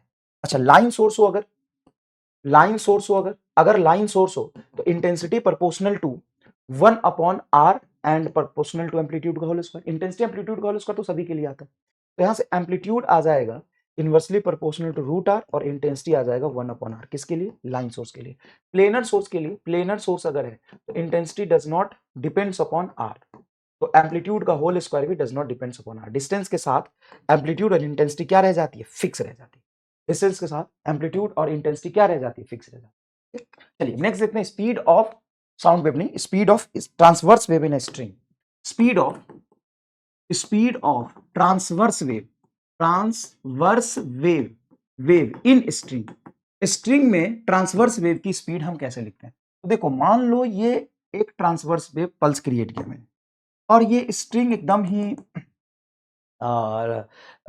सिंपल है, हॉरिजॉन्टल है, इसमें टेंशन है टी, हर जगह सेंटर टेंशन टी होगा क्या, पर मासिव स्ट्रिंग है तो टेंशन सेम की गारंटी नहीं है, हाँ गारंटी है, कैसे, इसको मैंने फिक्स कर दिया, रेस्ट में total tension same at all point, same at all point, तो यहां पे जो वेव जा रहा है, सबसे पहले इसका म्यू डिफाइन करते हैं, मास पर यूनिट लेंथ, ठीक है, तो म्यू हो गया मास पर यूनिट लेंथ और टेंशन हर जगह सेम है, तो speed of string transverse wave in string आता है, ट्रांसवर्स वेव इन स्ट्रिंग आता है root under T by mu, ये रटा हुआ होना चाहिए, ये इसकी टेंशन पे डिपेंड करता है और इनर्शियल प्रॉपर्टी म्यू पे डिपेंड करता है, क्या करता है, इनिशियल प्रॉपर्टी म्यू पे डिपेंड करता है। अब यहां पे हम म्यू को लिख सकते हैं रो ए, तो टी बराबर म्यू को लिखेंगे रो ए, ठीक है, टेंशन बटा एरिया हो जाएगा तुम्हारा स्ट्रेस, तो ये आ जाएगा स्ट्रेस बटा रो, और स्ट्रेस को यंग हुक्स लॉ के से फॉर्मूले से लिख सकते हैं, स्ट्रेस बराबर gamma into strain delta L by L into rho, हाँ सर लिख सकते हैं, और डेल्टा एल बाई एल तुम्हारा जो है स्ट्रेन है ना, ये देखो strain fractional change in length होता है alpha into delta theta, thermal expansion में पढ़ा था, तो डेल्टा एल बाई एल को लिख सकते हैं gamma by row, delta L by L को लिख सकते हैं अल्फा इंटू डेल्टा थीटा। बोलो ये समझ में आया कि नहीं है, तो पूरी पीएचडी हो गई सर, ये पूरा फॉर्मूला यही तो है। उसके बाद हम क्या कर रहे थे, उसके बाद क्या, तो जनरल फॉर्मूला हमने पढ़ लिया, उसके बाद हमने बोला कि मान लो कि एक सिंपल स्ट्रिंग लिया और इसकी मास निग्लिजिबल है, मास निग्लिजिबल, जैसे मैं इसका लीनियर मास डेंसिटी ले लेता हूं 2 ग्राम पर सेंटीमीटर क्यूब, या 2 ग्राम पर सेंटीमीटर क्यूब, मतलब बहुत ही निग्लिजिबल है, ठीक है, और यहां पे एक 4 केजी का ऑब्जेक्ट लगा देता, तो देखो ना ये 2 ग्राम 1 सेंटीमीटर के कंपेयर में क्या ये वेट बहुत ज्यादा है, हाँ तो इसको बोलते हैं निग्लिजिबल। अब इसमें स्पीड ऑफ वेव जो क्रिएट होगा वो होगा रूट अंडर, इसमें टेंशन आ जाएगा mg की वजह से और म्यू ये पुट कर देंगे, एक तो कंसेप्ट ये होता है, दूसरा कंसेप्ट ये होता है कि मान लो ये वायर लिया और इस वायर में वायर का मास है स्मॉल m और इसका मास है कैपिटल M, अब इसमें जो स्ट्रिंग वेव आएगा तो यहां पे जब तुम स्पीड लिखोगे तो यहां का टेंशन सिर्फ m1 की वजह से आ रहा है, तो लिखोगे T बराबर कैपिटल mg बटा जो भी वायर का मास पर यूनिट लेंथ आएगा, लेकिन यहां पर जो स्पीड लिखोगे तो ये आएगा रूट अंडर देखो ये भी लटका हुआ है और इसका खुद का भी मास है, तो capital M plus small m into G यहां का टेंशन होगा, बटा म्यू आ जाए। ठीक है, और तीसरा केस हम लेते हैं कि सिर्फ वायर का ही खुद का मास है स्मॉल m और वही लटका हुआ है। खुद का वायर का मास है स्मॉल m और इसका लेंथ है l। अब यहां पे जो एक डिस्टरबेंस क्रिएट किया, जब ये ऊपर चढ़ेगा क्या होगा, जब ये ऊपर चढ़ेगा, जब ये ऊपर चढ़ेगा तो इसका स्पीड ऑफ वेव क्या? तो देखो यहां पे एकदम बॉटम पे तो कुछ मास नीचे लटका नहीं, स्पीड ऑफ वेव जीरो होगा। जैसे जैसे वेव ऊपर चलता जाएगा, यहां पे टेंशन खुद के वेट की वजह से बढ़ता जाएगा, तो टेंशन जैसे जैसे बढ़ता जाएगा इसकी स्पीड बढ़ती जाएगी। तो v इज इक्वल टू होगा root under T by v. तो किसी भी x डिस्टेंस पर अगर हम देखें, तो किसी भी x डिस्टेंस पर जो इसकी स्पीड होगी रूट अंडर x डिस्टेंस पर नीचे जो मास लटका उसका वेट, नीचे मास कितना लटक जाएगा, तो m by L G into x, ये टेंशन आ जाएगा बटा म्यू। म्यू क्या होता है, मास अपॉन लेंथ, तो ये मास अपॉन लेंथ और ये म्यू कट गया, तो एक्स डिस्टेंस पे वेलोसिटी ऑफ एक्स वेव आ जाता है जी इंटू एक्स। याद करो ये पढ़ा था तुमने। हाँ सर अगर वेव की स्पीड ऊपर बढ़ रही तो एक्सीलरेशन भी आएगा। हाँ, ये तुम्हारा एक्स डिस्टेंस पर वेलोसिटी है, तो वेलोसिटी वर्सेस एक्स का ग्राफ जब बनाते हैं तो कुछ इस तरह का बनता है, याद करो सर। वेलोसिटी वर्सेस एक्स का ग्राफ कुछ इस तरह का बनता है।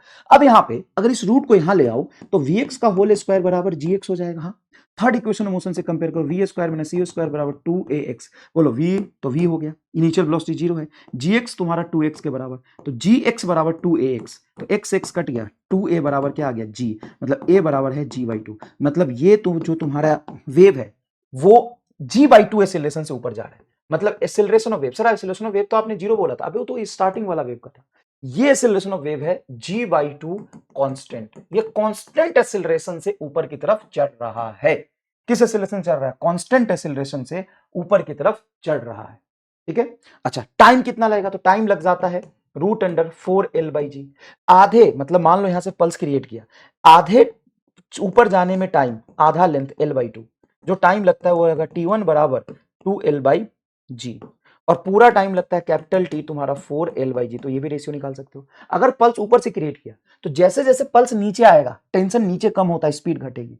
ऊपर से पल्स क्रिएट किया, नीचे आने में टाइम टी लग रहा है, तो नीचे से क्रिएट किया ऊपर जाने में टाइम भी टी ही लगेगा। अब इस पे एक छोटे छोटे से सवाल ऐसे बनते हैं कि जैसे मान लो ये स्ट्रिंग हमने लटका दिया यहाँ पर, m मास का ऑब्जेक्ट है और ये पूरा का पूरा लिफ्ट एक्सीलरेशन ऐसे जा रहा है, तो इसमें टेंशन कितना होगा, तो स्यूडो फोर्स, मास पर यूनिट लेंथ है म्यू, नेग्लिजिबल मास है इसका, म्यू मास पर यूनिट लेंथ है, जो म्यू देख के पता चल जाएगा कम है, और मास कैपिटल एम हेवी है। तो यहाँ पे जो टेंशन क्रिएट होगा वो होगा तुम्हारा capital M into g effective g plus a divided by mu, ये आएगा तुम्हारा वेलोसिटी ऑफ वेव। ये देखो ना, m इंटू जी इफेक्टिव हो गए, तो ये वेलोसिटी वेव हो गई। तो इस तरह के लिफ्ट के केसेस में हम इफेक्टिव टेंशन लिख लेंगे, क्या ले लेंगे, इफेक्टिव टेंशन ले लेंगे। जैसे मान लो ऐसा बोल दिया कि ये एक वायर है जिसका मास पर यूनिट लेंथ म्यू है, यहाँ पे मास लटका दिया कैपिटल M1 और एक यहाँ ले लिया, यहाँ पे मास लटका दिया M2, इसका आइडेंटिकल वायर है। तो यहाँ पे स्पीड ऑफ वेव और यहाँ पे स्पीड ऑफ वेव का रेशियो बताओ, क्या निकाल लोगे? हाँ सर निकाल लेंगे, बहुत शानदार तरीके से, बहुत आसानी से निकाल लेंगे। चलो next is speed of sound. Speed of sound, तो साउंड वेव की अगर बात करें तो साउंड वेव एक लॉन्गिट्यूडनल वेव है, लॉन्गिट्यूडिनल वेव है। ये तुम्हारा कैसा वेव है, लॉन्गिट्यूडनल वेव। इसका वाइब्रेशन पार्टिकल का और वेव का डायरेक्शन एक ही डायरेक्शन में होता है। तो सबसे पहले हम speed of sound wave solid में देखते हैं, तो सॉलिड में देखते हैं तो root under gamma by rho आता है, जहां पे गामा तुम्हारा यंग मॉडुलस है, इसमें हम लेते हैं मॉडुलस ऑफ इलास्टिसिटी। तो सॉलिड के लिए हम क्या डिफाइन करते हैं, यंग मॉडुलस बटा रो। लेकिन यही अगर साउंड की स्पीड हम सॉलिड में ना लेंगे, गैस में या लिक्विड में लेंगे, किस में लेंगे, गैस में या लिक्विड में लेंगे, तो यहां पे बल्क मॉडुलस आता है बीटा बाई रो। क्या आ जाता है, बीटा बाई रो। बहुत आसान है क्या सर, इजी है, कोई खास बात नहीं। अब यहां पे जो speed of sound beta by rho लिया, न्यूटन चाचा आ गए और न्यूटन ने बोला कि जो स्पीड का प्रोपागेशन होता है ना वो आइसोथर्मल प्रोसेस होता है, टेम्परेचर कांस्टेंट रहता है। तो न्यूटन साहब ने टेम्परेचर कांस्टेंट पे बोला, तो कांस्टेंट टेम्परेचर पे जो बल्क मॉडुलस होता है प्रेशर के बराबर। Velocity of sound in gas और लिक्विड, इन गैस और लिक्विड ये आ जाएगा root under P by rho, क्या जाएगा, पी बाई रो। लेकिन इससे जब स्पीड ऑफ साउंड निकाला तो उसमें एरर आ गया, तो फिर यहां पे लैप्लास करेक्शन हुआ। क्या हुआ, लैप्लास करेक्शन। लैप्लास करेक्शन बोलता है कि एडियाबेटिक प्रोसेस से गैस में या लिक्विड में साउंड चलता है, तो यहां पे जो बल्क मॉडुलस तुम्हारा है बीटा, क्या है, बल्क मॉडुलस, क्या है बीटा, बल्क मॉडुलस, बीटा क्या है, बल्क मॉडुलस। तो ये जो बीटा बल्क मॉडुलस है उसकी वैल्यू हम लिखेंगे गामा इंटू पी, तो वेलोसिटी ऑफ साउंड आ जाएगा वेलोसिटी ऑफ साउंड आ जाएगा root under gamma P by rho. क्या होगा? नहीं गामा पी बाई रो क्यों? गामा, हाँ गामा पी बाई रो ना, रो बीटा को हमने गामा पी रख दिया। अगर किसी गैस के मिक्सचर में देख रहे होंगे तो वेलोसिटी ऑफ साउंड आ रहा होगा root under gamma mix P बटा रो ऑफ मिक्स। अच्छा, पी बाई रो को डेंसिटी ऑफ गैस से हम लिख सकते हैं आर टी बाई एम। तो वेलोसिटी ऑफ साउंड का फॉर्मूला हो गया root under R T by M into gamma. तो velocity of sound directly proportional to root अपन 1 मास आ गया। मतलब हाइड्रोजन गैस में velocity of sound hydrogen gas में ज्यादा होगी ऑक्सीजन गैस के कंपेयर में। हाँ सर होगी, बिल्कुल होगी, हम जानते हैं होती है। बहुत बढ़िया बेटा। अब आगे देखो, स्पीड ऑफ साउंड अगर तुम देखोगे ड्राई एयर और मॉइस्चर एयर में, तो ड्राई एयर की डेंसिटी ना हमेशा क्या रहता है? कम रहता है। और मॉइस्ट नहीं, ड्राई एयर की डेंसिटी ज्यादा होता है। ड्राई एयर की डेंसिटी अगर आप देखें, ड्राई एयर की डेंसिटी ज्यादा होता है किसके कंपेयर में? मॉइस्ट एयर के कंपेयर में। तो वेलोसिटी ऑफ साउंड जो होता है इनवर्सली प्रोपोर्शनल टू डेंसिटी आता है।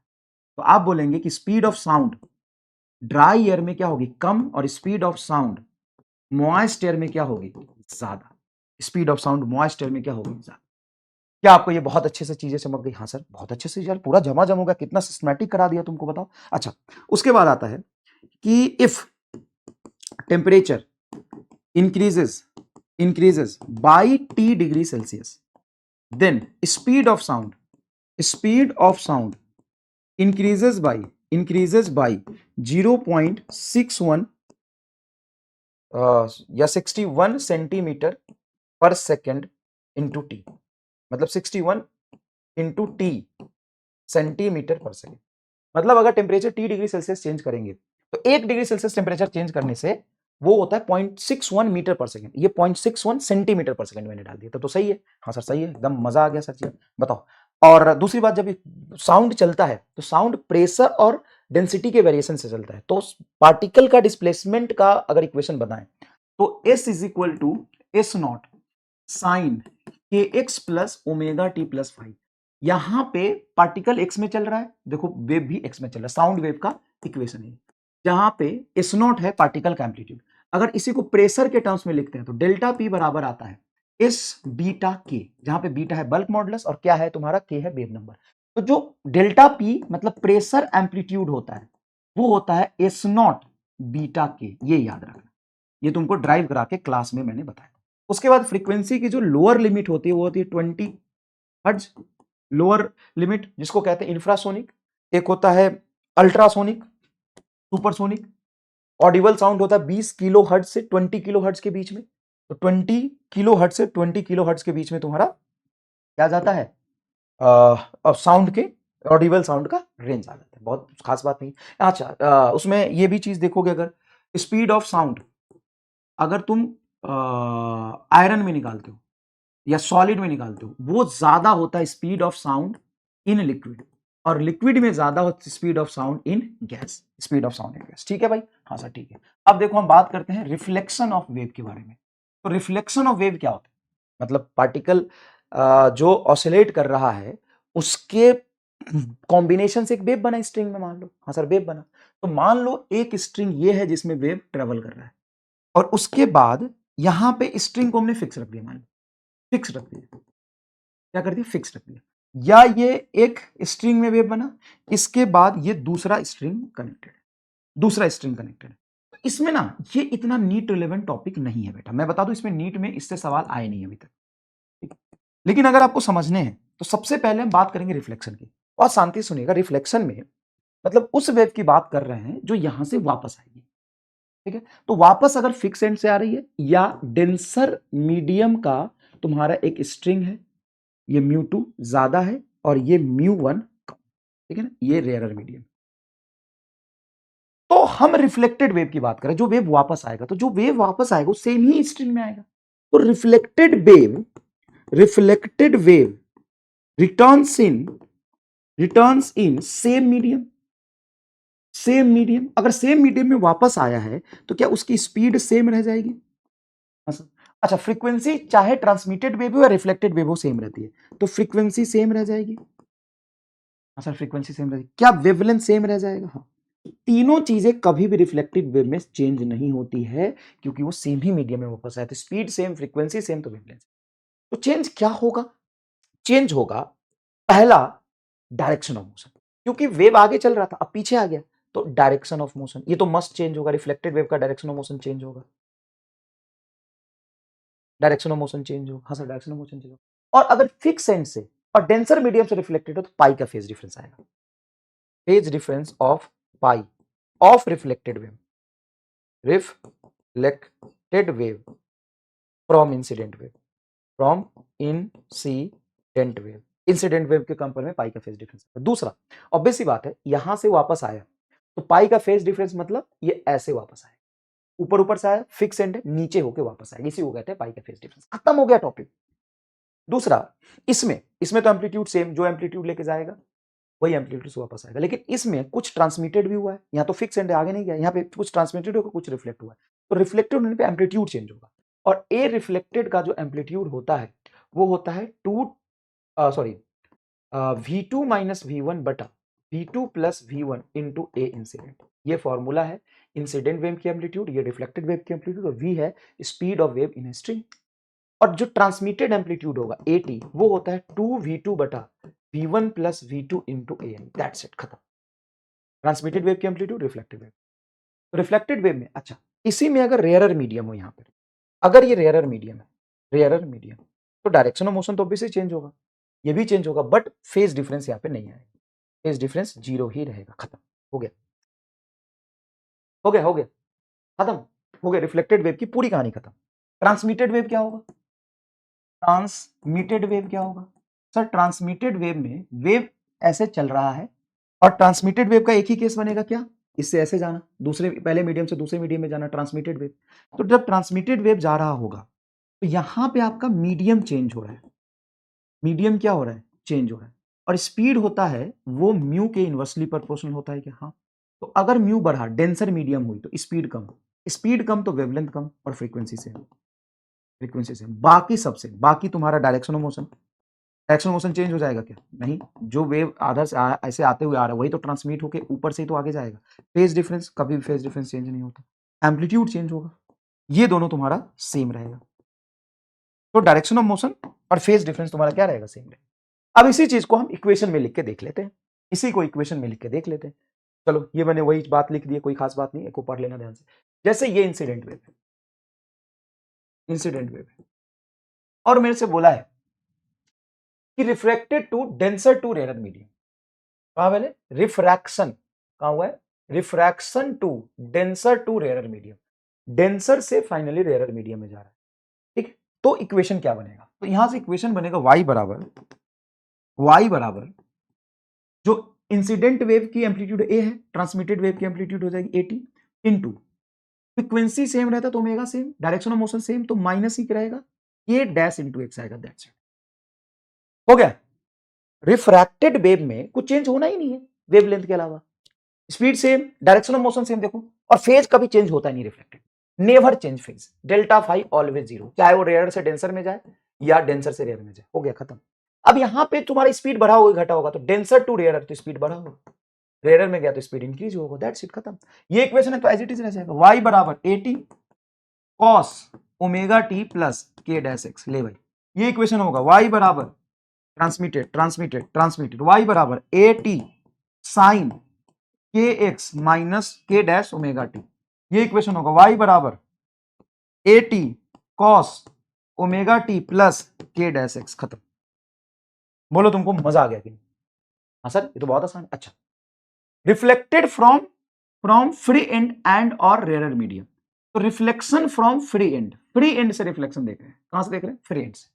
तो फ्री एंड से रिफ्लेक्शन देखते हैं तो कोई फेज डिफरेंस नहीं आता, अभी बताएं, डेंसर से या फिक्स एंड से ही फेज डिफरेंस आता है, रेयर एंड से या फ्री एंड से कोई फेज डिफरेंस नहीं आता, फ्री एंड से कोई फेज डिफरेंस नहीं आता। तो चलो देखो, देखो, फ्री एंड से कोई फेज डिफरेंस नहीं आता है, तो यहां पे जो इक्वेशन लिखोगे तो y बराबर कोई फेज डिफरेंस नहीं आएगा, a sign omega T plus K x, plus क्यों? क्योंकि डायरेक्शन चेंज हुआ है, और फेज डिफरेंस चेंज होगा नहीं, एम्पलीट्यूड रिफ्लेक्टेड का चेंज हो जाएगा, हो गया, फ्री एंड और रेयर मीडियम। सर अगर फ्री एंड है उसी वेव में आया तो नहीं होगा एम्पलीट्यूड चेंज, मतलब दूसरे स्ट्रिंग में कोई एनर्जी नहीं गई, फिक्स मतलब बंधा हुआ है और फ्री बंधा हुआ है बस। और रिफ्लेक्शन फ्रॉम डेंसर मीडियम और फ्री नहीं, फिक्स्ड एंड होगा, रेयर मीडियम, देखो रिफ्लेक्शन फ्रॉम फ्रे एंड और rare medium, reflection from denser medium और फिक्स एंड। यहाँ पे y बराबर हो जाएगा ए रिफ्लेक्टेड, अगर दूसरे स्ट्रिंग में नहीं गया पूरा वापस आया तो ये ए आर ए के बराबर होगा, into sine omega T minus K x plus pi, phase difference. Direction of motion change होने की वजह से ये यहाँ पे माइनस से प्लस हुआ है, यहाँ पे माइनस माइनस ही रह गया, प्लस है तो प्लस ही रह गया। बताओ ए कॉस है तो y बराबर है A R cos omega T minus K x, यहाँ पे आएगा y बराबर A R cos omega T minus K x plus pi, pi extra phase difference और माइनस में कह रहा हूँ डायरेक्शन ऑफ मोशन चेंज हुआ इसलिए। बताओ ये लिख लोगे सर, बहुत ईजी है, कोई खास बात नहीं है। यहाँ पे इसमें सिर्फ ये माइनस से प्लस होगा, ये माइनस से प्लस होगा, खत्म, डायरेक्शन ऑफ मोशन चेंज करना है। Next is loudness. लाउडनेस क्या होता है? तो loudness is the measure of intensity, measure या it representation of intensity in log form. मतलब loudness is the measure of intensity also, लेकिन मेजर ऑफ इंटेंसिटी एक डिफरेंट फॉर्मेट में होता है। जैसे लाउडनेस का फॉर्मूला होता है एल बराबर log I by I not on the base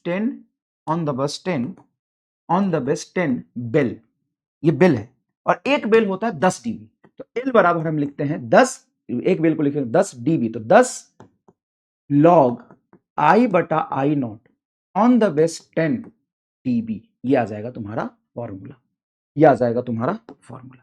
क्या आपको बात समझ में आ रही है अच्छे से?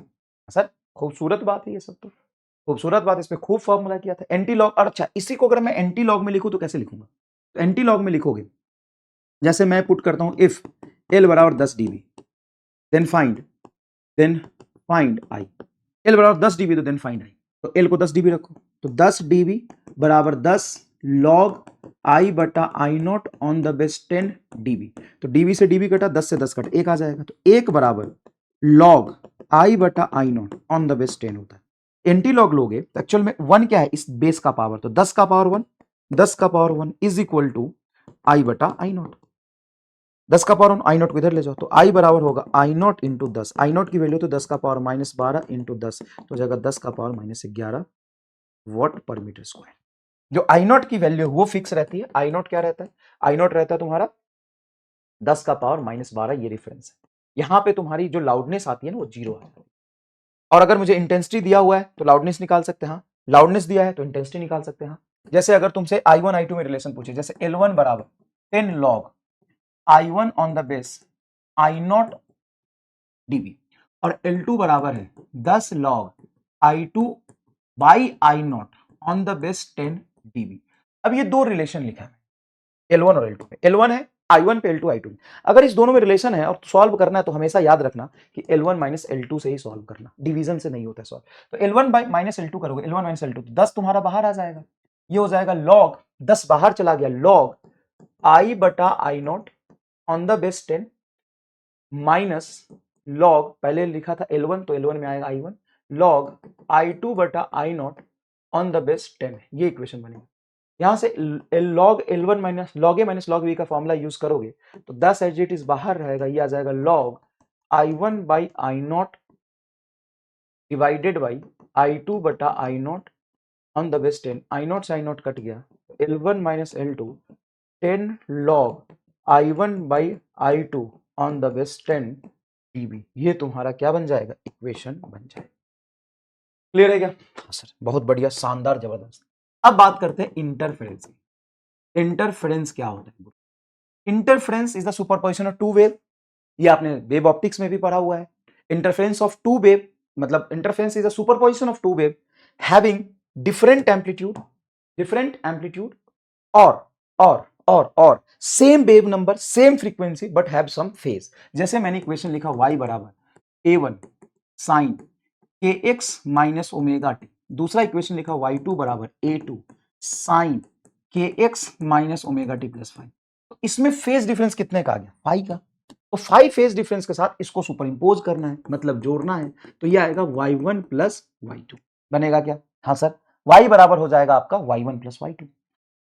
y है तुम्हारा, y1 है तुम्हारा a1 sine kx minus omega t, y2 तुम्हारा a2 sine kx minus omega T plus 5। हाँ, इन दोनों को जोड़ दोगे तो जोड़ के इक्वेशन बनेगा सर। हाँ, उस इक्वेशन में जो नेट एम्पलीट्यूड आएगा ए नेट इंटू साइन के x minus omega T plus कुछ अल्फा है, ये बनेगा ना भाई। जोड़ोगे दोनों को तो दोनों को जोड़ के नेट एम्पलीट्यूड बनेगा। नेट एम्पलीट्यूड क्या होता है? तो पहले वेव का एम्पलीट्यूड मान लो a1 है, दूसरे वेव की एम्पलीट्यूड मान लो a2 और दोनों के बीच में फेज डिफरेंस है फाई। तो जिस तरीके से हम वेक्टर दो वेक्टर को जोड़ते हैं एम्पलीट्यूड को उसी तरीके से जोड़ेंगे। यहाँ पे नेट एम्पलीट्यूड आपका आता हुआ दिखेगा रूट अंडर a1 का स्क्वायर प्लस a2 का square plus 2a1 a2 cos phi. क्या ये इक्वेशन बन जाएगा? हाँ सर, ये आपका नेट एम्पलीट्यूड का इक्वेशन बन जाएगा। अब डिपेंड करता है एम्पलीट्यूड अगर सेम है, मान लो तुम कहते हो कि मेरा a1 बराबर a2 बराबर a0 है, तो नेट एम्पलीट्यूड क्या आ जाएगा सर? नेट एम्पलीट्यूड आ जाएगा 2a0 cos फाई बाई 2। ये बनता है, देखो बराबर है अगर, तो बराबर है तो a और a 2a और ये 2a स्क्वायर बाहर चलेगा 1 plus cos phi is equal to cos phi by 2 आएगा सिंपल। हाँ, तो कॉस फाई बाई 2 सही है, 2a0 cos फाई बाई 2। अगर इसको वेरीफाई करना है, जैसे मान लो कि theta is equal to 0 degree पर, मतलब फेज डिफरेंस 0 डिग्री है। फेज डिफरेंस 0 डिग्री मतलब दो वेव है जिसमें 0 का फेज है, मतलब a1 a2 एकदम पैरेलल होगा। तो तुम्हारा ये फाई 0 रखोगे तो 2a0 आएगा a नेट। तो a नेट तुम्हारा क्या आ रहा होगा? 2a0, देखो वेक्टर जैसा हो गया।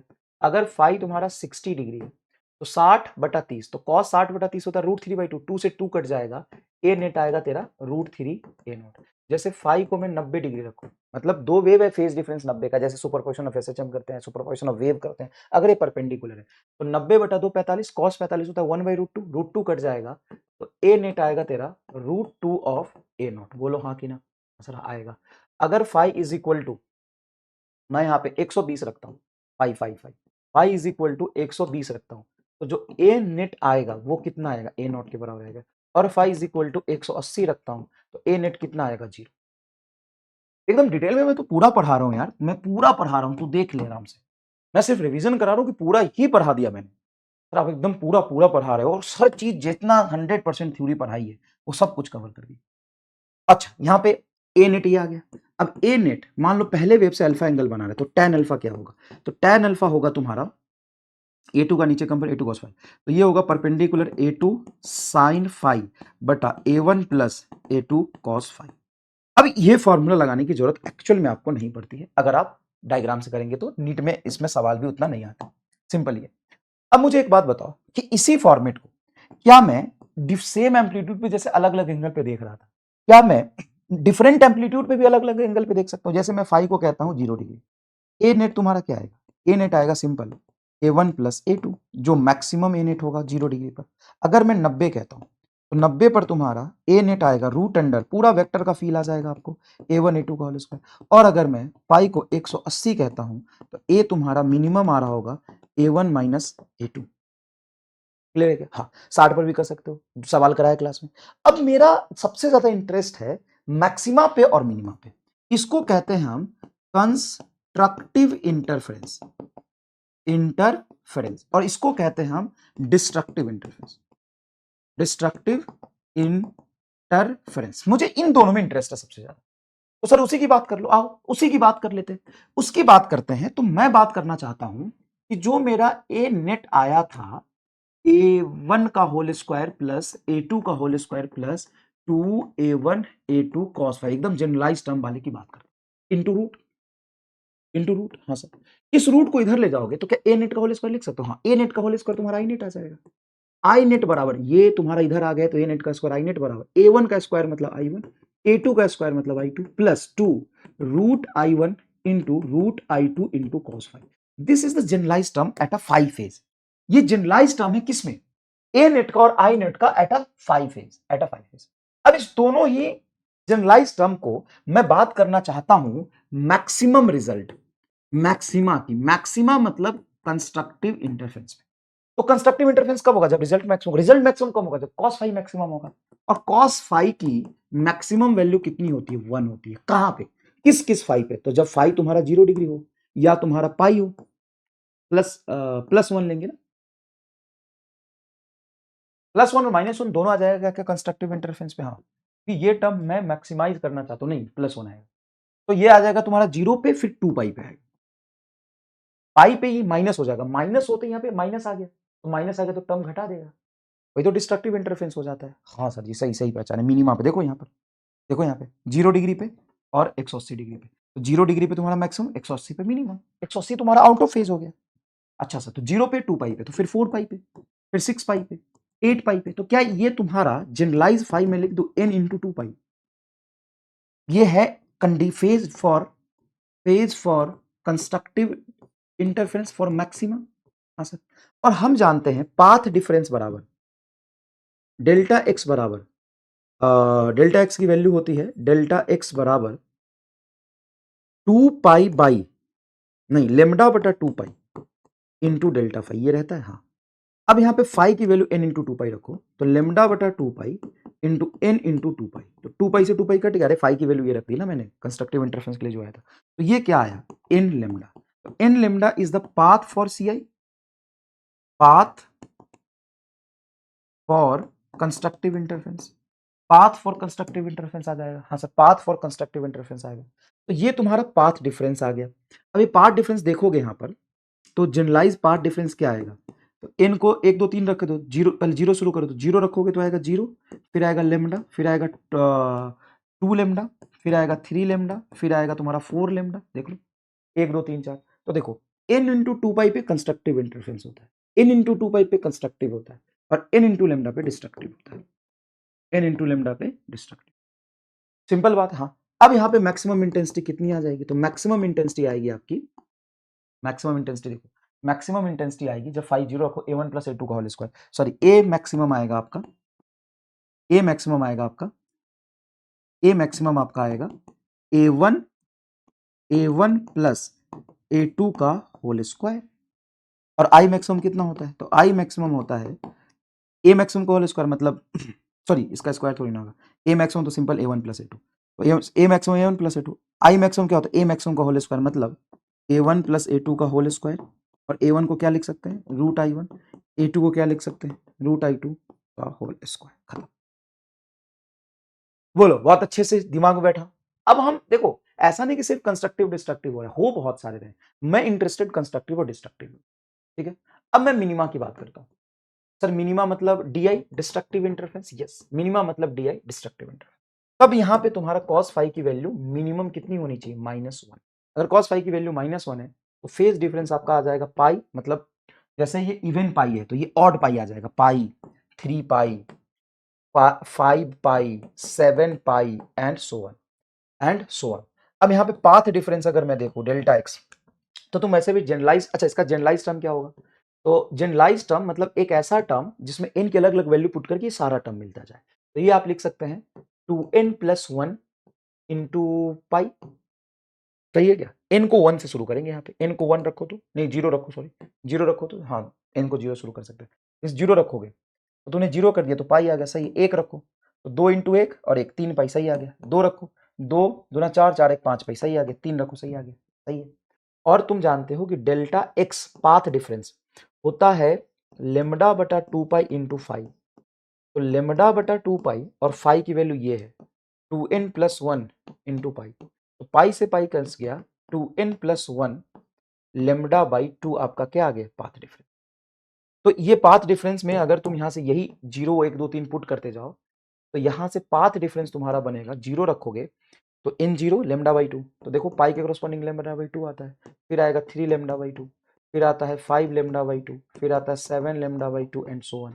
यहाँ पे तुम्हारा a मिनिमम हो जाता है a1 माइनस a2, और मिनिमम इंटेंसिटी आ जाएगी a1 माइनस a2 का होल स्क्वायर, जिसको हम root i1 minus root i2 का होल स्क्वायर भी कह सकते हैं। अब इसमें खूब सारे सवाल पूछेंगे। क्या सवाल पूछेंगे कि जैसे i1 बाई i2 का रेशियो दे दिया 2/3, तो बताइए i मैक्सिमम बटा i मिनिमम का रेशियो क्या होगा। तो i मैक्सिमम होता है root i1 plus root i2 बटा root i1 minus root i2 का होल स्क्वायर। i1 को 2 और i2 को 3 रख के सॉल्व कर दो। अच्छा, यहाँ पे ये भी सवाल पूछ सकते थे, a1 बाई a2 का रेशियो है 3/4, तो मुझे I max by I minimum बताओ। तो root i1 plus root i2 ही तो तुम्हारा a1 है ना, ये रूट i1 मतलब a1 एंड रूट i2 मतलब a2 बटा रूट i बराबर a1, रूट को उधर ले जाओ तो i बराबर a1 का स्क्वायर, सही तो है। और ये हो जाएगा a1 माइनस a2 का whole square. I maximum I minimum यही आता है। बताओ क्या धमाधम ये बात समझ में आ गई? सर ये बात समझ में आ गई।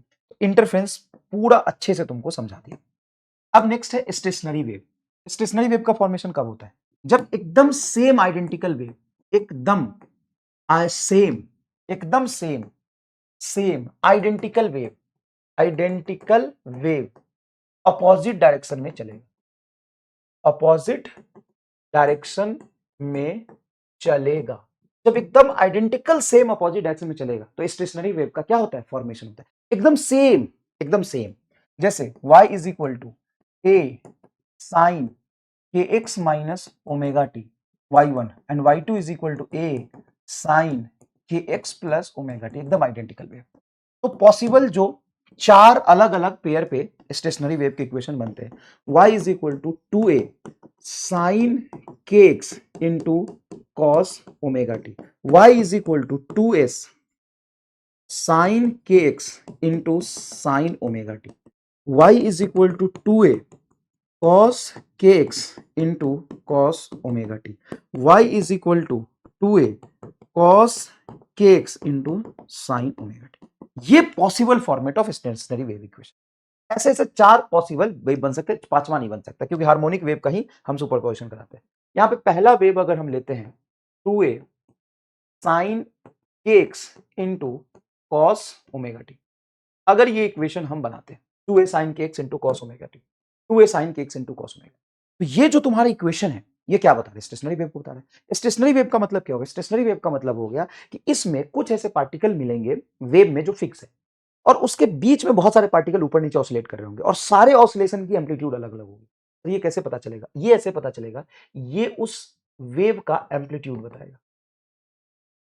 अच्छा, और ये तुम्हारा एसएचएम को बताएगा। मतलब इस पूरे को ए डैश लिखो तो y बराबर a dash cos omega t. Sir ये तो एसएचएम का इक्वेशन हो गया। हाँ, तो हम बात करते हैं वेव में एसएचएम की इक्वेशन। कौन से एसएचएम की इक्वेशन? अलग अलग एक्स पे रखे हुए पार्टिकल के एसएचएम।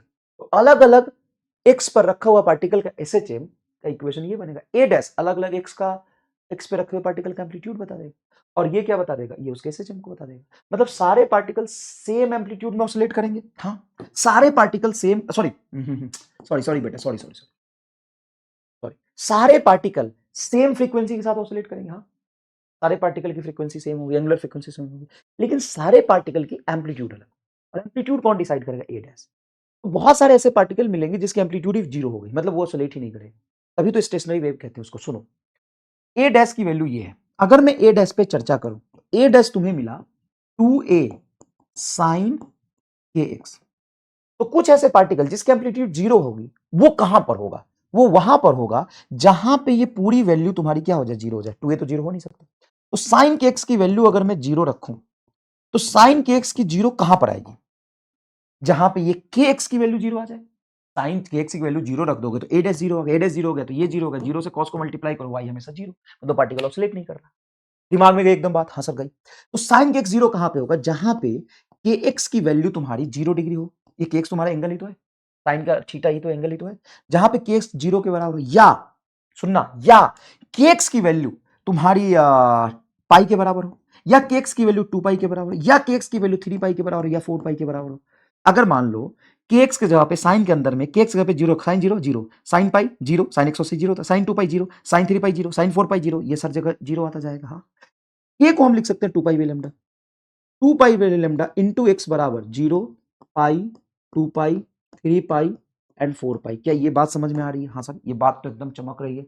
मास्टर यार झमाझम झूम गया है यार, मास्टर झूम गए मास्टर एकदम। अब सुन मेरी बात, ये एक्स रहने दे, लेमडा बाई 2 पाई को उधर ले जा, तो एक्स तेरा पोजीशन आ जाएगा। जब लेमडा को उधर लेके जाएगा तो लेमडा इंटू जीरो जीरो बटा 2 पाई जीरो, तो जीरो पे जो पार्टिकल होगा उसका एम्पलीट्यूड।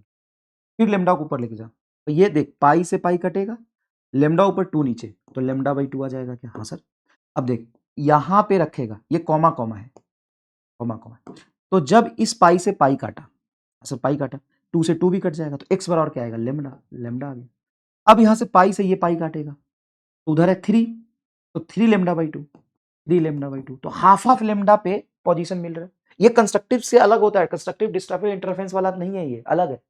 यहां पर देखो, यहां पे साइन के एक्स की वैल्यू जीरो रख रहे हैं, तो साइन के एक्स की वैल्यू जीरो कहां कहां पे आएगी? x 0 पे x लेमडा बाई 2 पे x लेमडा पे x 3 लेमडा बाई 2 पे एंड x 2 लेमडा पे एंड 5 लेमडा बाई 2 पे एंड सो ऑन, मतलब आधा आधा लेमडा। और वहीं पे इसका वैल्यू जो तुम्हारा a डैश है वो है तुम्हारा 2a साइन के x। सर साइन के x को ही आपने एम्पलीट्यूड क्यों बनाया? क्योंकि अलग अलग x पे एम्पलीट्यूड देखना है, तो x एम्पलीट्यूड डिपेंडेंट हो गई x पर, और ये तुम्हारा एसएच हमको बताएगा। अब देखो, अगर मैं इस साइन के x की वैल्यू +-1 रख दूं तो ये कहां का एग्जिस्ट करेगा? अरे यार हद है, ये 0 से लेमडा बाई 2 पे तो इसके बीच में एग्जिस्ट करेगा, तो x यहां पे देखते जाओ, लेमडा बाई 4 आ गया, ये हो गया 3 लेमडा बाई 4 आ गया, ये तेरा 5 लेमडा बाई 4 आएगा, बस लेमडा बाई 4 ऐड होता जाएगा, ये लेमडा बाई 4 फिर लेमडा बाई 2 ऐड कर दो, फिर वो जो आएगा उसमें लेमडा बाई 2 ऐड कर दो, तो ये पोजीशन मिल जाएगी क्या? यहाँ पे तुम्हारा एंटी नोड बन जाएगा, जहां पे साइन के एक्स मैक्सिमम मतलब एम्पलीट्यूड क्या आ गया 2a के बराबर, क्योंकि साइन के एक्स की वैल्यू अगर मैं 1 रख दूं तो एम्पलीट्यूड क्या आ जाएगा 2a के बराबर, मतलब 2a एम्पलीट्यूड में ऑसिलेट कर रहा है। अब यहाँ पे ये पोजीशंस देखोगे तो जहां पे तुम्हारा पार्टिकल की पोजीशन हमेशा के लिए 0 होगी, जैसे इक्वेशन है y बराबर 2a साइन के एक्स इंटू कॉस ओमेगा, इसका मतलब ये होगा कि इसकी जो वैल्यू उसको हम एम्पलीट्यूड कहते हैं, और मान लो कि इसकी वैल्यू x 0 पे 0 आ गई, तो 0 को तुम इस कितने से भी मल्टीप्लाई कर दो तो 0 रहेगा, तो इसको कहते हैं x 0 पे ये मुझे मिला नोड, फिर ये वेव बना, और x बराबर लेमडा बाई 2 पे x बराबर लेमडा बाई 2 पे फिर से मिला नोड, और ये लेमडा बाई 4 पे मिला मुझे एंटी नोड, जिसकी एम्पलीट्यूड सबसे ज्यादा होगी, और इसी तरीके से पैटर्न बनता चला गया। ये तुम्हारा लेमडा पे फिर क्या मिलेगा? हाँ नोड, यहाँ पे क्या मिलेगा 3 लेमडा बाई 4 पे क्या मिलेगा? Anti node. तो ये कुछ एंटी नोड्स और नोड का पैटर्न मिलता चला। नोड वो है जो चुपचाप बैठा है, एंटी नोड मतलब देखो आंटी, देखो आंटी आंटी 2a एम्पलीट्यूड में ऑसिलेट कर रहा है, और नोड मतलब अंकल बैठे हैं, तो अंकल और आंटी के बीच में डिस्टेंस कितने का हो गया? लेमडा बाई 4 का। अच्छा, यहाँ पे यहाँ वाला पार्टिकल का एम्पलीट्यूड क्या होगा? कुछ अलग होगा। देखो यहाँ पर अगर मैं बोलूं कि x बराबर 0 पे हम नोड है, एम्पलीट्यूड 0, x बराबर लेमडा बाई 4 पे एम्पलीट्यूड मैक्सिमम, तो x बराबर लेमडा बाई 8 पे एम्पलीट्यूड क्या होगा? तो रख दो वहां पे, ये है तुम्हारा 2a साइन k की value 2 pi by lambda into x है लेमडा बाई 8, लेमडा से लेमडा कट गया, 2 से 8 काटोगे 4, पाई बाई 4 आ गया, तो 2a sine pi by 4 is 1 by √2, तो √2a, मतलब ये हम ऐसे सम को समझाते हैं कि ये एक, मान लो कि x 0 पे और टाइम 0 पे मैंने डिस्टर्बेंस को कैप्चर किया, तो मुझे डिस्टर्बेंस कुछ ऐसा दिखा। अब जैसे मैं टाइम t/4 पे उसी डिस्टर्बेंस को कैप्चर करूं, तो ये तो हिला नहीं, नहीं ये सब हिला नहीं, और ये जो तुम्हारा वेव फॉर्म है वो धीरे धीरे ऐसे जो है वो ऐसे ऐसे सीधा हो जाएगा, और देखो ऐसा है पहले इक्वेशन, ये धीरे धीरे ऑसिलेट करेगा। जैसे मान लो ये फिक्स है, ये फिक्स है, ये फिक्स है, तो ये नोड, ये नोड, ये नोड और ये नोड फिक्स है, ये तुम्हारा एंटी नोड, और बीच में इसके बीबी बच्चे हैं एंटी नोड और एंटी नोड, ये आंटी अंकल आंटी अंकल। अब देखो ये पार्टिकल अभी यहाँ पे है 2a के एम्पलीट्यूड में एक्सट्रीम पर है, तो ये तो घूम रहा है ना, ये ऐसे ऐसे कर रहा है, ये ऐसे ऐसे कर रहा है। अगर मैं तुमको देखूं कि ये कितने एम्पलीट्यूड में चल रहा है, तो इसका एम्पलीट्यूड है 2a, तो 2 एम्पलीट्यूड में ऊपर जा रहा है और 2 एम्पलीट्यूड में नीचे आ रहा है, ये उससे कम एम्पलीट्यूड में ऊपर नीचे कर रहा है, ये उससे कम एम्पलीट्यूड में ऊपर नीचे कर रहा है, ये उससे कम एम्पलीट्यूड में ऊपर नीचे कर रहा है, ये 2a से कम एम्पलीट्यूड में कर रहा है, ये उससे भी कम कर रहा है, ये उससे भी कम कर रहा है, ऐसे।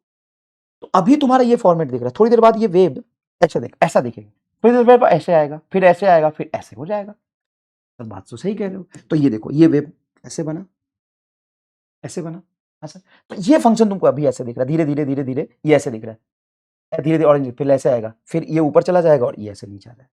तो तुम्हारा एनर्जी इसी में क्या हो गया? ट्रैप हो गया। ये तुम्हारा नोड हमेशा fix, anti node maximum amplitude में ऑसिलेट कर रहा है। तो इसकी कुछ खास बात है क्या?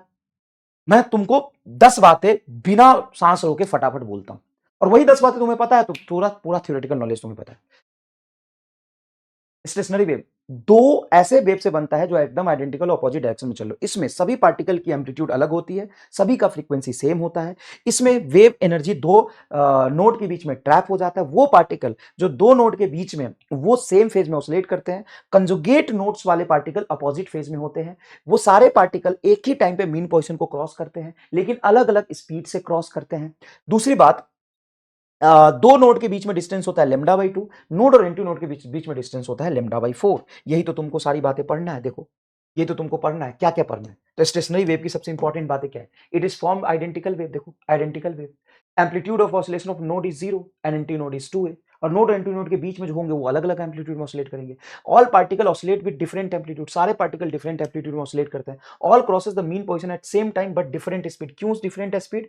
क्योंकि वी मैक्सिमम आप देखोगे तो ए इंटू ओमेगा आएगा, ओमेगा सबकी डिफरेंट है, तो सबकी मैक्सिमम स्पीड क्या होगी? डिफरेंट। और सबकी मैक्सिमम स्पीड क्या होगी? मीन पे तो डिफरेंट होगी, सबकी मैक्सिमम स्पीड मीन पे ही तो होगी, तो मैक्सिमम स्पीड सबकी मीन पे क्या आएगी? एकदम अलग अलग आ रही होगी। All the particle between two node are in same phase, जो दो नोड के बीच में वो सारे पार्टिकल सेम फेज में। Two particle in adjacent node have the phase difference of pi, adjacent node में जो पार्टिकल उसके फेज डिफरेंस है pi. No energy transfer in an stationary wave, stationary wave में दो नोड के बीच में एनर्जी ट्रैप हो जाता है। Frequency and time period same for all the particle. Distance between two node और distance between two anti node is lambda by to.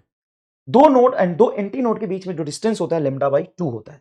Distance between node and anti node is lambda by four, ये बताया था। Energy between two conjugate net is lambda by eight mu a square omega square. तो देखो इसमें lambda एक extra आ रहा है, 1/8 mu a square omega square, ये दो नोड के बीच है। नोड और एंटी नोड के बीच इसका आधा हो जाएगा तो लेमडा बाई खत्म। अब इस पे तुम सवाल करते जाओ, यही सारी सारी से इंपॉर्टेंट बातें।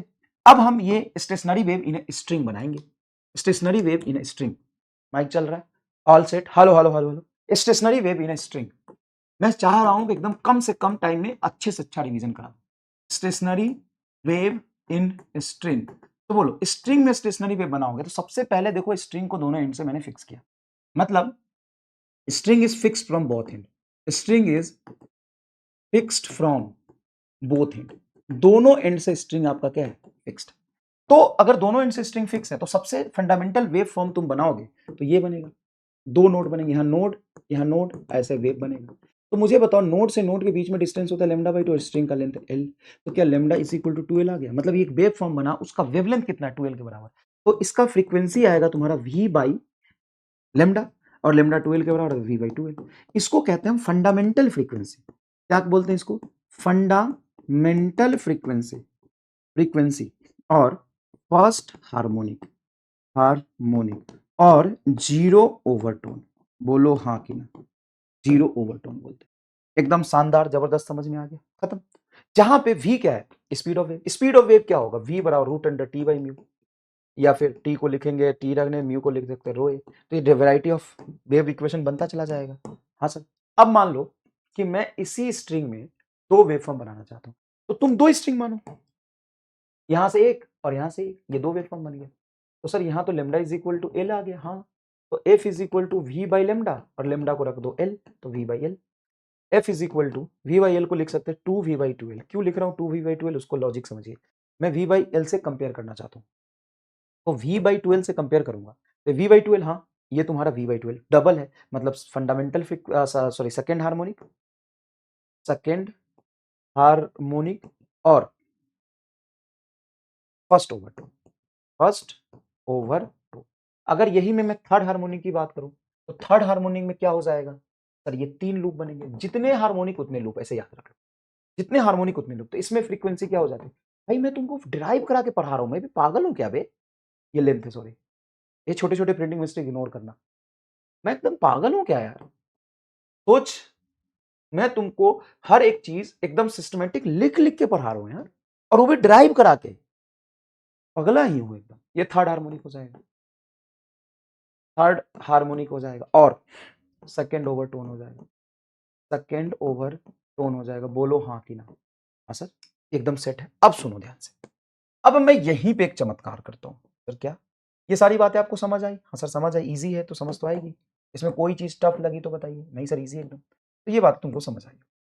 अगर इसी में मैं ओपन ऑर्गन पाइप का भी देख लूं स्टेशनरी फॉर्मेशन, तो बना लो सर। तो ओपन ऑर्गन पाइप में यहां पे जहां ओपन एंड होता है वहां पे डिस्प्लेसमेंट का एंटी नोड बनता है, तो ऐसा बनेगा। ये तुम्हारा स्टेशनरी वेव बने, यहां पे डिस्प्लेसमेंट का एंटी नोड बनता है, एंटी नोड बनता है, और प्रेशर का नोड, प्रेशर का नोड, मतलब प्रेशर वेव और डिस्प्लेसमेंट में पाई बाई 2 का फेज डिफरेंस होता है। तो सर यहाँ पे आंटी, यहाँ पे आंटी, और यहाँ पे नोड, यहाँ पे एंटी नोड और यहाँ पे एंटी नोड। अब ये एंटी नोड से एंटी नोड के बीच में डिस्टेंस लेमडा बाई 2 का, जैसे यहाँ पे नोड से नोड लेमडा बाई 2 था। तो क्या यहाँ पे फ्रीक्वेंसी का फॉर्मूला डायरेक्टली मैं ये कॉपी करके लिख दूं तो चलेगा? हाँ सर चलेगा। क्या डायरेक्टली मैं ये बोल दूं तो चलेगा? फंडामेंटल फ्रीक्वेंसी एंड ब्ला ब्ला ब्ला ब्ला ब्ला बोल दो तो चलेगा? हाँ सर एकदम सेम ही तो होता है, ये चलेगा। मतलब ये fundamental frequency open organ pipe में V/2L। हाँ बस यहाँ पे वेलोसिटी का फॉर्मूला हो जाता है √अंडर गामा RT/m। ओहो सर बात तो बहुत शानदार बताई आपने। अब इसी का ओपन ऑर्गन पाइप का सेकंड हार्मोनिक क्या हो जाएगा? अब सुनो, ओपन ऑर्गन पाइप का सेकंड हार्मोनिक निकालने का कितना शानदार तरीका बताया मैंने कि पाइप को दो पार्ट में बीच से बांट लो। अब दो पाइप के दो हार्मोनिक्स बना लो, एक ये और एक ये। अब बताओ यहां से एक वेव ऐसा ही तो बना, ये पूरा देखो एक वेव फॉर्म ही तो बना। तो यहां पे फ्रीक्वेंसी अगर आप लिखते हो 2V/2L तो कोई दिक्कत नहीं सर, चलेगा एकदम सेम टू सेम है, सेम टू सेम है। देखो क्या है 2V/2L 2V/2L, क्या यही है तुम्हारा first overtone and second harmonic? Yes. अब यहां पे तुम देखोगे तो पाइप को तीन हिस्से बांट लो, ये ऐसे बांट लो और इसमें तीन हार्मोनिक बना दो, तो एक दो तीन। अब बताओ इसमें फ्रीक्वेंसी सर 3V/2L, क्या इसको मैं ऐसे बोल दूं कि थर्ड हार्मोनिक्स और सेकंड ओवरटोन? हाँ तो फॉर्मूला सेम होता है क्या? यस सर सेम होता है, एकदम आइडेंटिकल फॉर्मूला होता है, बस वेलोसिटी का फॉर्मेट अलग होगा। इसमें अगर जनरलाइज फॉर्मूला लिखूं मैं तो F इज इक्वल टू होता है N इंटू V/2L, ये याद रखिए। जहां पे N आपका जो भी रखेंगे वो nth हार्मोनिक होगा, nth हार्मोनिक होगा और N-1 ये ओवर टोन को बताए, एकदम सेम सेम होता है। इसमें अगर फ्रीक्वेंसी का रेशियो निकालोगे first harmonic second harmonic third harmonic fourth harmonic so on, तो 1:2:3:4:5:6 एंड सो ऑन है। किसी भी दो कंजर्वेटिव हार्मोनिक का डिफरेंस होगा फंडामेंटल फ्रीक्वेंसी के बराबर, फंडामेंटल फ्रीक्वेंसी। अब यहीं से हम डिफाइन करते हैं सोनोमीटर वायर। अब सोनोमीटर वायर क्या होता है? तो सोनोमीटर वायर होता है कि ये मैंने वायर लिया, ये मैंने वायर लिया, इसको यहां से लटका दिया, यहां पे वेट एज्यूम कर लिया, तो इसमें जो टेंशन होगा क्या, सॉरी टेंशन की वैल्यू होगी क्या mg के बराबर होगी। तो यहाँ पे ट्रांसवर्स वेव की स्पीड जो होगी क्या mg/μ होगा, मास पर यूनिट लेंथ इसका जो म्यू है। तो अब यहाँ पे फंडामेंटल फ्रीक्वेंसी का फॉर्मूला होता है n V/2L, जहां पे n/2L √T/ मतलब mg/μ लिख सकते हो या T/μ लिख सकते हो। तो जो मास लटका है फ्रीक्वेंसी उसके डायरेक्टली प्रोपोर्शनल आ गया क्या? इस पर भी सवाल पूछ लेगा तुमसे और क्या ही कर लेगा ये, क्या ही कर लेगा, मतलब इस पर भी सवाल पूछ लेगा और क्या ही कर लेगा। अब आओ हम देखते हैं close organ pipe, close organ pipe and string open from free from one and, free from one and. Same आता है एकदम फॉर्मूला जैसा कि आप क्लास में देखिए, एकदम डिट्टो डिट्टो सेम आता है फॉर्मूला, ऐसा एकदम सेम आता है। चलिए देखते हैं। तो ये मैंने सबसे पहले ये बनाया एक ओपन ऑर्गन और यहीं पे मैं यहाँ पे और नीचे ही फॉर्मेट बना लेता हूं, एक फिक्स और दूसरा ओपन, ठीक है रस्सी बना। अब देखिए यहाँ पर जो वेव बनेगा पहला ऐसा वेव बनेगा और यहाँ पर जो वेव बनेगा वो ऐसा बनेगा। देखो यहाँ पर नोड और यहाँ पे एंटी नोड, यहाँ पे नोड यहाँ पे anti node, that's it. Open and पे एंटी नोड, फिक्स एंड पे नोड, फिक्स एंड पे नोड, ओपन एंड पे एंटी नोड, खत्म। तो पैटर्न भी सेम हो गया सर। हाँ अब बताओ यहाँ से यहाँ तक नोड से एंटी नोड, नोड से एंटी नोड के बीच में λ/4 डिस्टेंस होता है, तो λ/4 इज इक्वल टू एल और lambda is equal to 4L। तो फ्रीक्वेंसी आ जाएगा तुम्हारा V/λ, लेमडा को 4L कह सकते हैं, तो V/4L। तुमको पढ़ा दिया यार पूरा कसम से, V/4L आ जाएगा। हाँ सर बिल्कुल आ जाएगा। तो यहाँ पे फ्रीक्वेंसी तुम्हारी ये है फंडामेंटल, ये है तुम्हारी फंडामेंटल फ्रीक्वेंसी। बताओ कैसी फ्रीक्वेंसी है? Fundamental frequency, first harmonic, first harmonic and 0/2। इसमें एक नोड एक एंटी नोड, एक नोड एक एंटी। अब इसमें हम सीधा देखते हैं अगले पड़ाव की तरफ। जब हम अगले पड़ाव में जाते हैं तो सबसे पहले समझिए ये तुम्हारी फिक्स एंड है, ओपन है। अब इसमें नेक्स्ट हार्मोनिक देखना है, तो नेक्स्ट हार्मोनिक के लिए पाइप को दो हिस्से में बांटेंगे, तो एक बनेगा तुम्हारा यहाँ पे ऐसा और यहाँ पे बन जाएगा ऐसा, ये नोड ये एंटी नोड ये एंटी नोड, एंटी नोड से एंटी नोड तक, चाहे ऐसे देखो एंटी नोड से नोड तक λ/2, सॉरी λ/4, यहाँ से λ/4 यहाँ पे λ/4, ये 3 λ/4 बराबर एल आएगा। और सेम वैसे यहाँ बनेगा, जैसे तुम पाइप देखोगे तो यहाँ पे बनेगा एंटी नोड, ये तुम्हारा पाइप आएगा ऐसे, फिर आएगा ऐसे, फिर आएगा तुम्हारा ऐसे, ये बनेगा। आय हाय हाय, वो ऊपर से कंपेयर करके बना लो। तो मैंने तुम्हें ओपन ऑर्गन पाइप में क्लोज ऑर्गन पे भी बनाना बना। जैसे मान लो ये फंडामेंटल है तो ऐसे बना लो, सेकंड हार्मोनिक है तो पाइप को दो हिस्से में तोड़ो, पाइप को दो हिस्से में तोड़ोगे तो ऐसे तोड़ो। ये तुम्हारा बन गया एक, और दूसरा ये बन गया, क्योंकि एक क्लोज बनेगा दूसरा ओपन बनेगा। ये लॉजिक तुमको बताया था, हाँ सर बताया था। अब बताओ इसमें कितने नोड, एक नोड, दो नोड, एंटी नोड कितने, दो एंटी नोड, और ऊपर वाले में भी यही है, node node anti node anti node. ऐसा डिस्टेंस कितना होगा, 3 लैम्डा 4, तो फ्रीक्वेंसी क्या आ जाएगा, 3v/4l। क्या ये तुम्हारा थर्ड हार्मोनिक्स हो गया सीधा, थर्ड हार्मोनिक्स हो गया सीधा, एंड फर्स्ट ओवरटोन हो गया। हाँ सर। अब इसी में तुमको नेक्स्ट हार्मोनिक देखना है, तो पाइप को दो बार काटो। जैसे सिंपल पाइप रखोगे तो फंडामेंटल, पाइप को बीच में एक बार काटोगे तो सेकंड वाला आएगा, सेकंड फॉर्मेट में सेकंड हार्मोनिक में थर्ड मिल गया, पहले का थर्ड गुना तीसरा गुना है। अब पाइप को दो बार काटोगे तो नेक्स्ट देखो क्या मिल रहा है, एक ऐसा, एक ऐसा, और एक ऐसा, क्योंकि एक तरफ क्लोज है। यहाँ पे फ्रीक्वेंसी हो जाएगी तेरी, यहाँ पे फ्रीक्वेंसी हो जाएगी तेरी 5v/4l, तो ये हो जाएगा फिफ्थ हार्मोनिक, फिफ्थ हार्मोनिक बड़ा बटा and second overtone, second overtone. बताओ समझ में आया? हाँ। पाइप में कैसे बनेगा, मतलब सॉरी स्ट्रिंग में कैसे बनेगा, तो स्ट्रिंग में भी ऐसे ऐसे तीन हिस्से देखो, एक ये, फिर ये एक ये, और फिर एक ये। अरे यार बता, तो स्ट्रिंग में परेशान हो रहा था, बता कितना आसान कर दिया मैंने, बस ऊपर से कंपेयर करके बना लो। अब इसका nth देखोगे तो f is equal to 2n+1 से शुरू करो, 2n+1 v/4l, जहां पे 2n+1 तुम्हारा नंबर ऑफ हार्मोनिक हो, नंबर ऑफ हार्मोनिक बताएगा 2n+1, और n की वैल्यू यहाँ पे ओवरटोन बताएगी। जैसे ओपन ऑर्गन पाइप और दोनों एंड से फिक्स्ड स्ट्रिंग में देखें, ओपन ऑर्गन पाइप और दोनों तरफ से फिक्स्ड स्ट्रिंग में देखें, ओपन ऑर्गन पाइप और दोनों तरफ से फिक्स्ड स्ट्रिंग में देखें, दोनों तरफ से फिक्स्ड स्ट्रिंग में देखें, या ओपन ऑर्गन पाइप में देखें, ठीक है। तो जो पैटर्न बनता है वो nth वाला बनता है v/2l, 2v/2l, 3v/2l, तो ये बनता है nv/2l, जहां पे nth हार्मोनिक होगा, जो n रखोगे वही हार्मोनिक बताएगा, और n-1 ओवरटोन बताएगा। तो ठीक है, एकदम बढ़िया, मजा आ गया, झमाझम हो गया। अब नेक्स्ट देखो, अब नेक्स्ट देखो, इसमें जो n रखोगे वो ओवरटोन बताएगा, और 2n+1 हार्मोनिक बताएगा। बड़ा सिंपल है। जैसे n को 1 रख दो, तो n को 1 रख के देखो, यहाँ पे n को 1 रखो तो 2 इंटू 1 2, 2 प्लस 1 3, 3v/4l, तो फ्रीक्वेंसी आया तेरा 3v/4l। मतलब फर्स्ट ओवरटोन होता है कि नहीं, हाँ देखो 3v/4l, और थर्ड हार्मोनिक हो गया कि नहीं, हाँ सर। इन जीरो रखो, तो जीरो रखोगे तो ये जीरो, तो v/4l आएगा, तो ये फंडामेंटल आ गया तुम्हारा जीरो, देखो जीरो ओवरटोन। इन को दो रखोगे तो दो, या 6 रख दो, चलो 6 रखो, तो ये तुम्हारा इनको 6 रखा, मतलब सिक्स्थ ओवरटोन है, ये सिक्स्थ ओवरटोन है, और 6 दूना 12 1 13, तो फ्रीक्वेंसी आ गया तेरा 13v/4l। अच्छा, इसमें फ्रीक्वेंसी का रेशियो देखोगे तो पहला जो फ्रीक्वेंसी मिला, उसका तीसरा मिला, उसका पांचवा मिला है, 1 3 5 7 and so on, odd harmonics इसमें एग्जिस्ट करे।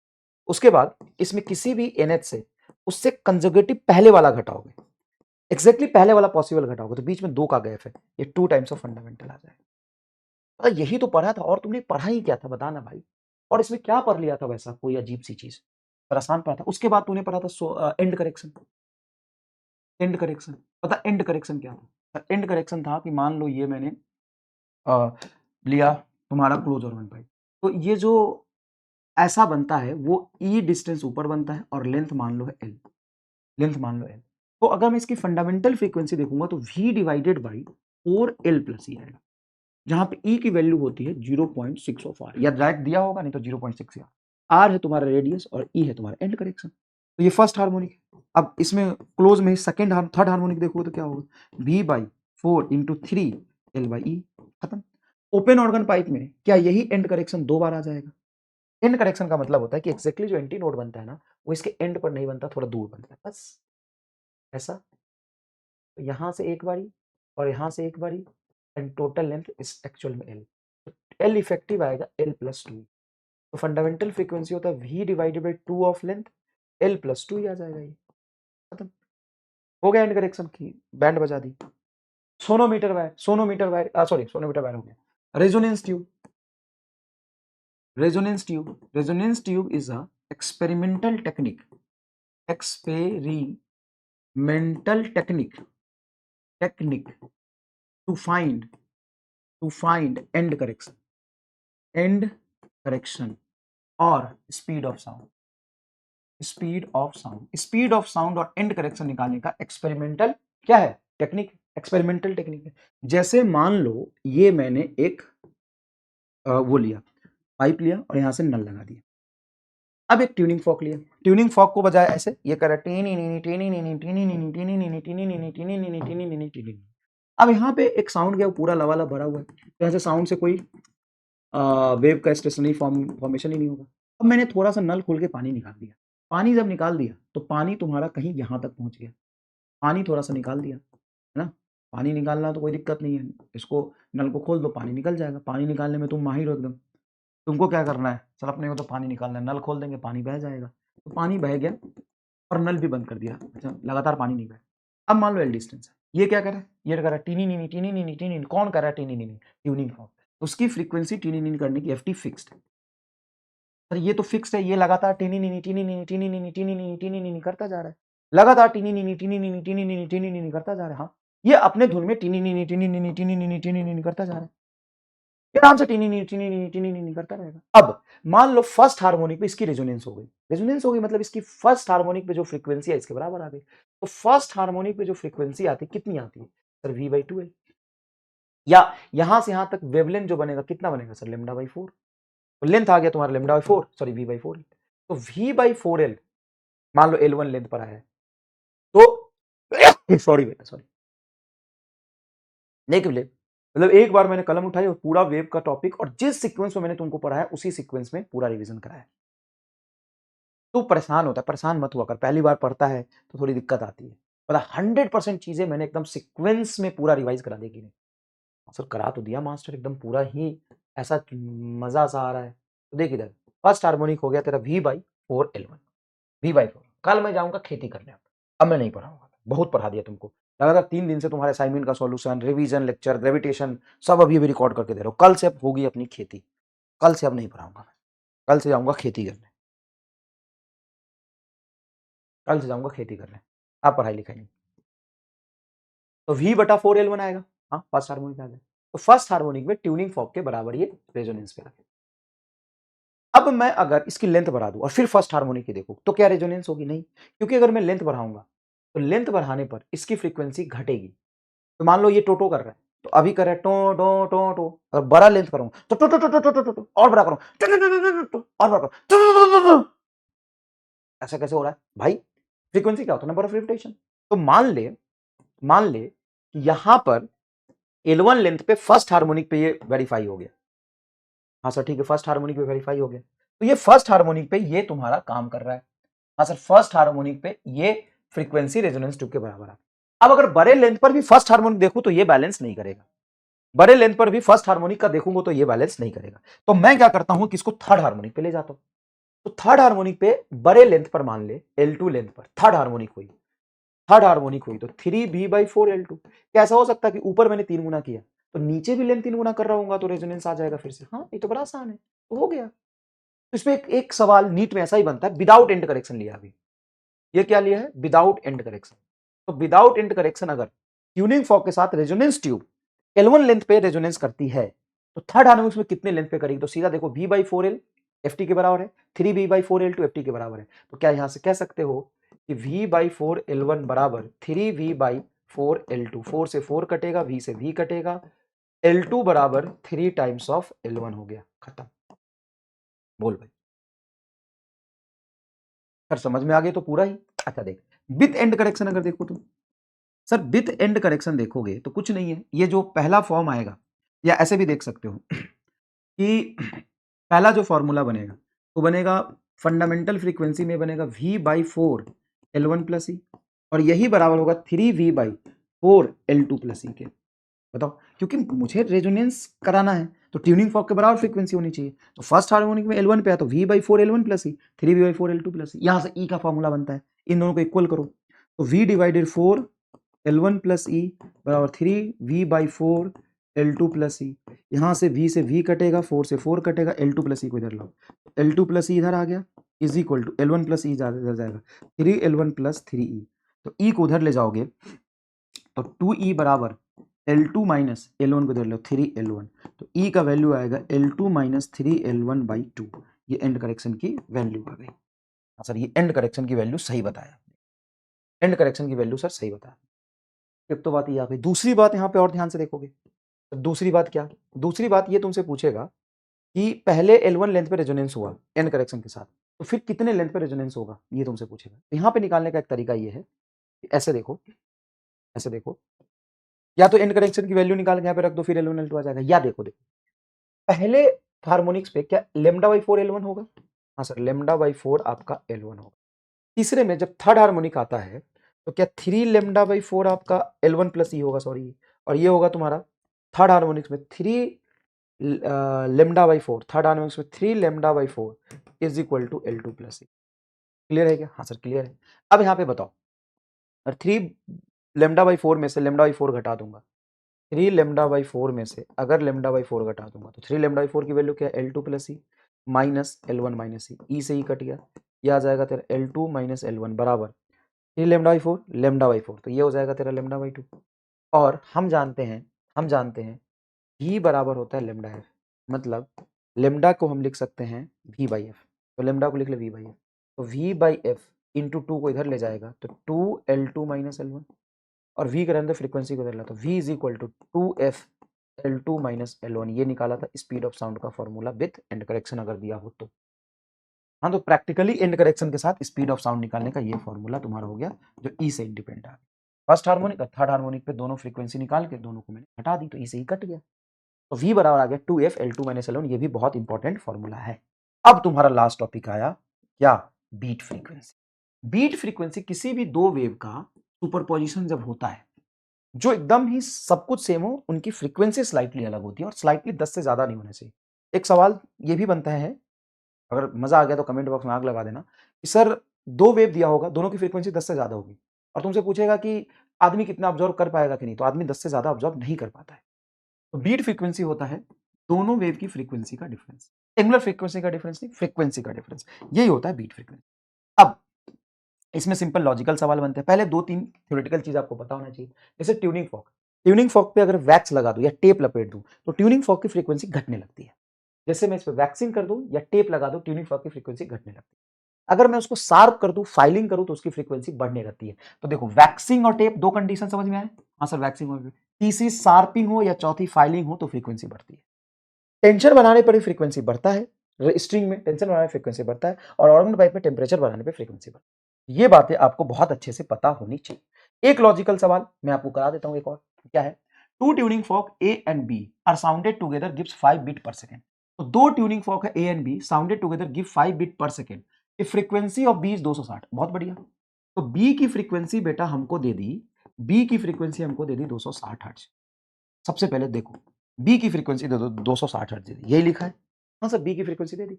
अब कह रहा है ए और बी में 5 बीट दिखाई दे रहा है, बी की फ्रीक्वेंसी 260, तो ए की कितनी होगी सर, ए की होगी 255 या 265, इसी में से एक आंसर आएगा।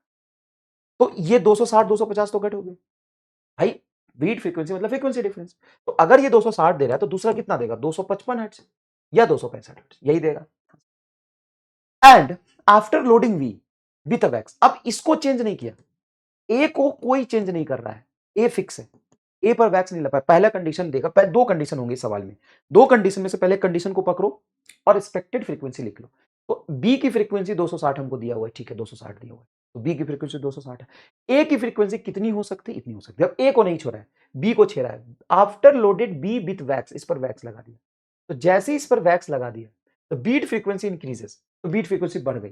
तो बताओ इनमें से कौन सी पॉसिबिलिटी सही हो, इस पर वैक्स लगाते तो उसकी फ्रीक्वेंसी घटेगी, 260 से हो जाएगा 259, 258, 257, 256 एंड 255। अब देखो, जब वैक्स लगाने पर, जिस पर वैक्स लगा उसकी फ्रीक्वेंसी घटेगी, उसके फ्रीक्वेंसी से बीट फ्रीक्वेंसी ए के साथ बढ़ गई, मतलब डिफरेंस बढ़ी। दोनों की डिफरेंस देखो, 55 से 59, तो पहले 60 था और 55 था तो 5 था, 55 से 59 तो कम हो गया, और 58 से 55 और कम हो गया। देखो पहले 5 का डिफरेंस था, 59 से 55 4 का डिफरेंस, 58 से 55 3 का डिफरेंस, 57 से 55 2 का डिफरेंस, 56 से 55 1 का डिफरेंस। मतलब इसका और इसका अगर गैप देखूं, जो बीट फ्रीक्वेंसी को बताया वो घट रहा है, लेकिन सवाल में बोला है कि बीट फ्रीक्वेंसी बढ़ा है। अब 265 और 260 का डिफरेंस 5 था, 259 और 265 का डिफरेंस कितना होगा? 6 का। इसके साथ 7 का, इसके साथ 8 का। मतलब ये तुम्हारा सही है, ये गलत है। तो 265 हट जीरो, आंसर खत्म।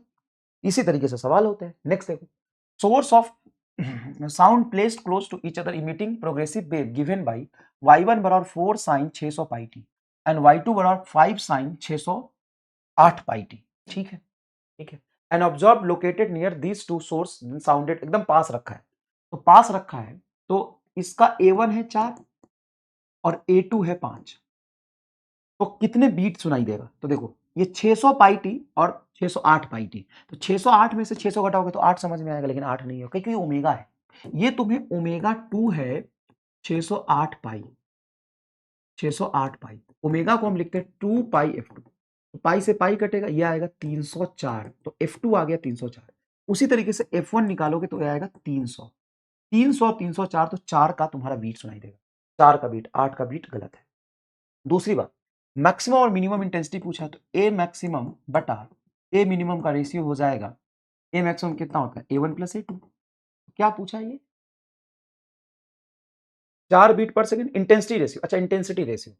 तो मैक्सिमम बटा minimum intensity ratio, waxing and waning. Waxing मतलब मैक्सिमा, वैनिंग मतलब मिनिमा। तो इंटेंसिटी में हो जाएगा तुम्हारा ए मैक्स बटा ए मीन। ए मैक्स हो जाएगा A1 plus A2, 4 A1 plus A2 बटा A1 माइनस A2 का होल स्क्वायर। तो 5 4 9 का होल स्क्वायर 81 और 5 4 9 का होल स्क्वायर 1, 81:1, 81:1। ये दोनों मैंने तुमको वही सवाल करा है जो होमवर्क दिया था। चलिए, तो क्या आपको ये बहुत अच्छे समझ में आया? कंसेप्ट की क्लियरिटी हुई, विजुअलाइज हुआ चीजें, पूरे वेब में कोई भी टॉपिक छोड़ा, 100% चीजें आपको समझा दी, डेरिवेशन के साथ करा दिया। बताओ, धन्यवाद बहुत बहुत आपका। अच्छे से पढ़ते रहिए, सेलेक्ट हो जाइए। All the best, God bless.